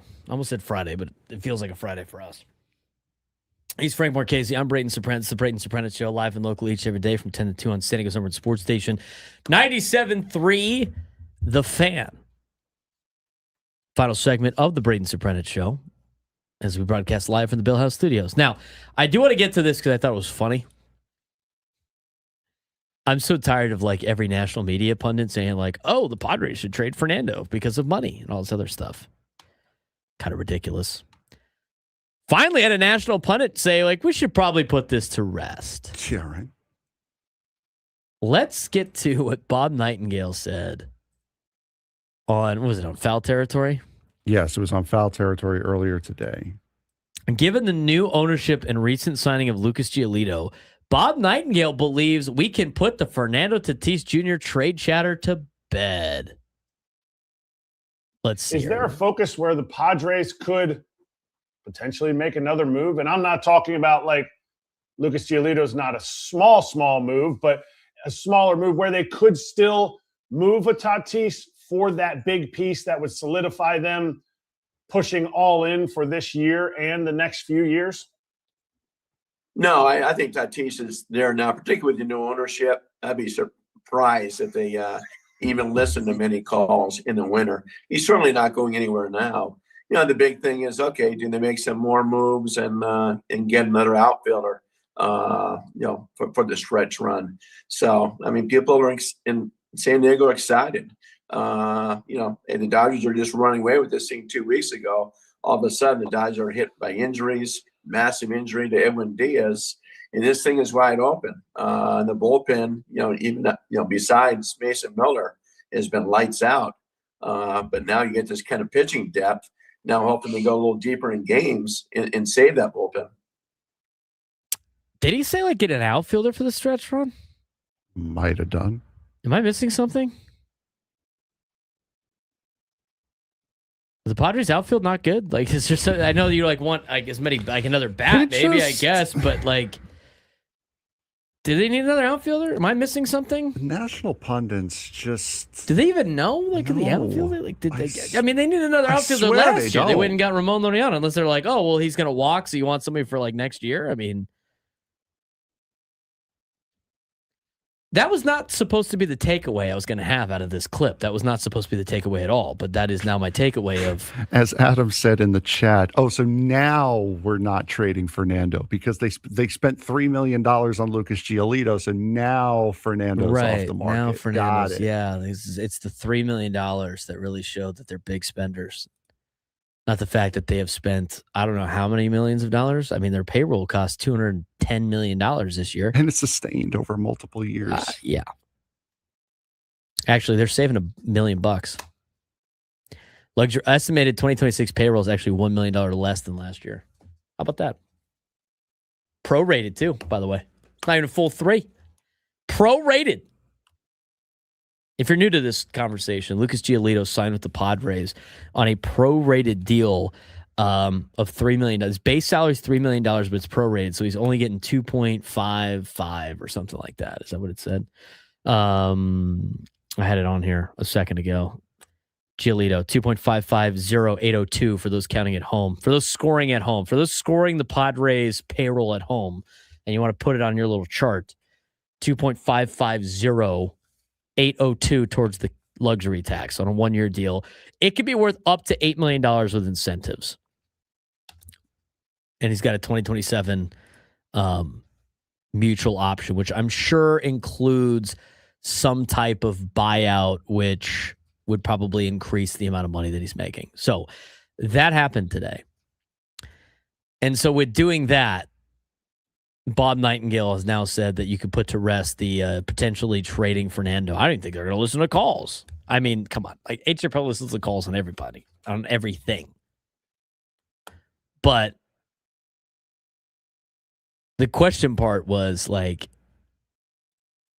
he goes, maybe they could now the real thing is like whether or not they're going to be able to spend money or like maybe add to this team and get another outfielder for the stretch run. Where? Like what? The Padres, like, if I'm not mistaken, like the Padres, like outfield's like kind of like their best asset right now when it comes to the players on the team. Am I missing something? Fernando to second full time. I heard Bedin was joking about it the other day about, they got all this money. AJ Preller. You find the guys that AJ Preller always wants, that he goes after at different parts in their year. The Mets have a guy like that. You know who that is? Francisco Lindor. Yeah. The morning show is joking about like, you know what? Maybe if they got the money now. You probably know how much Francisco Lindor makes. Yeah. If money was no object for the Padres, cool. If it is, no thank you. He makes $1 million more over the life of his contract than Fernando. He's getting $34.1 million a year for the next 6 years. No thanks. But that being said, I think it's good now that you finally had at least one national pundit say, well, you know what? Maybe they shouldn't trade Fernando. Maybe that's probably the best idea. I got an update for you on Griffin Canning, how he did today in his rehab assignment. Griffin Canning against Reno went 1 2/3 innings, 2 earned runs, 3 hits, no strikeouts, the 2 walks. That's the thing that's really paying attention to. Obviously, you can't really over-evaluate a rehab assignment. Canning threw 45 pitches, 24 for strikes. So I'm sure he'll be back with the club in some capacity soon. I know a lot of media people in town have been interviewing him as he comes back and hangs out in the clubhouse. So we'll see what he thinks about his outing in El Paso today. And he's got maybe one left, right, Frank? If we think, if he's going to come back like May, whatever, he might have one more. I'd be worried about the walks too, Juan, in the YouTube chat. You don't want to see a lot of walks, but maybe him working closely with Ruben Niebla is going to make it a little bit better, if you will. A couple of things to get to for tonight.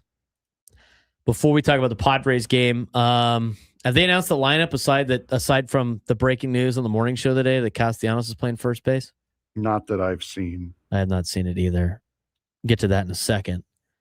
San Diego FC plays tonight. Did you know that? I know you knew that. Does anybody else know that? Yeah, they're playing the Houston Dynamo tonight. Playing the Houston Dynamo tonight on Apple TV at 5:30 in Houston. So at 5:40, you could watch the Houston Dynamo play the San Diego FC and the Padres at the same time against the Rockies. Exactly. 2 different windows. To have 2 different tabs open. If you're lucky enough to have 2 monitors, you have one on one, one on the other, and you're ready to go. Or you can have the Padre game on your television, and in the case of somebody in the chat, have the San Diego FC game on your fridge. And then later in the night, when the Ducks come on, then there you go. Exactly. You know what? When you're figuring out what to watch on TV, it's like the Padres trying to figure out their pitching stuff. It's like, who do I cut here? What are we doing? How do I put this together? It's a crazy puzzle. Before we get to more conversation about tonight, when we want to see to Walker Buehler, what are your keys to the San Diego FC game tonight? How does San Diego FC avoid this disastrous run that they've been on and flipping the script? Build off of the momentum that you built last week of finishing games with everybody on the pitch. Avoid red cards. That was good. Build off that too. Yeah, that's what I said. Build off of that momentum that you gained. and try to get back to a little bit more possession-based style that you've had instead of like kind of like an offensive go kind of standpoint. So focus on maintaining possession, because if you're maintaining possession, that is one way to make sure your defense is not overly stressed. Go back to the basics instead of trying to just go wild and try to score. Gulls hockey. Do they play tonight? Of course. I was like looking it up. I don't. I saw the signs outside. Hey man, you're supposed to have all the answers. They play, I believe tonight. So. Yeah, at tonight. Yep, that's 6:05. Add that to the list of things you got to watch. Tonight, Friday, and Sunday if necessary. Hopefully, it's not necessary, and they take 2 in Colorado. It's Could be nice, tough. wouldn't it? San Diego Gulls in the playoffs. San Diego Sockers play their first leg of the finals tonight too. We got a lot of sports for San Diego tonight, huh? You got San Diego FC. You got the Padres. You got the San Diego Gulls in a playoff game. You got the Sockers in a playoff game. Anybody else want to play tonight? San Diego Clippers in the playoffs of do they even do playoffs in the G League? I don't know. Now we take a look. Add it to the list. I'll be watching Ducks hockey with Padres baseball at this point. Official site of the NBA G League schedule. They make the playoffs. Anybody know if they're good? They're up in Oceanside. They might as well be in like Riverside. Mojo Volleyball play tonight? The last games were the 10th. So that's I would have to assume no on that. On the San Diego Clippers. Tonight's matchup for the Padres, Walker Buehler, and we have Sagano for the Rockies. That would be Tomoyuki Sagano. He did pretty decent against the Pods last time. Congratulations to the Greensboro Swarm, apparently, who beat the Stockton Kings in the G League Championship. For anybody that is all my Oceanside peeps that are upset about the Oceanside comment, I will say this. It's an ongoing bit with my friends. I live north of the 8, and therefore I am considered living in like Fresno. So if I live in like Fresno, how far is Oceanside? That is an ongoing joke too. I have to explain the ongoing joke for people who think I'm actually being serious. One of our coaches that we have at Cathedral, he lives in Oceanside. And, we played De La Salle last year on the road. I'm like, yeah, dude, Preston's just down the street. He'll see you there. Just meet us there. He lives in Oceanside. You can drive there. Hey, we got the Battle at the Beach tournament in Huntington Beach. You going to be there? Yeah. Preston will ride his bike. It's right there. For San Francisco, I guess. Hey, you know what? It's a lot of people south of the 8. You might be. Up there. Go to Stagecoach of the weekend. It still doesn't make it to Oceanside. Oceanside's further than that. No, I'm not making jokes. It's funny. Oceanside, a real North County city, unlike Poway. There it is. We haven't given I Need Money a foul enough for his Poway comments. Chalk it up. His first foul in over a year. He's skated by. Rockies have a lineup out. Padres do not. Fun day today on the show. Gwen and Chris will have more about the Lucas Giolito signing, what it means for the Padres, and they will have their takes on it as well. Jason Adam expected to join Gwen and Chris later on today as well. For Frank Marchese, I'm Braden Surprenant. We'll talk to you guys tomorrow. Quick show.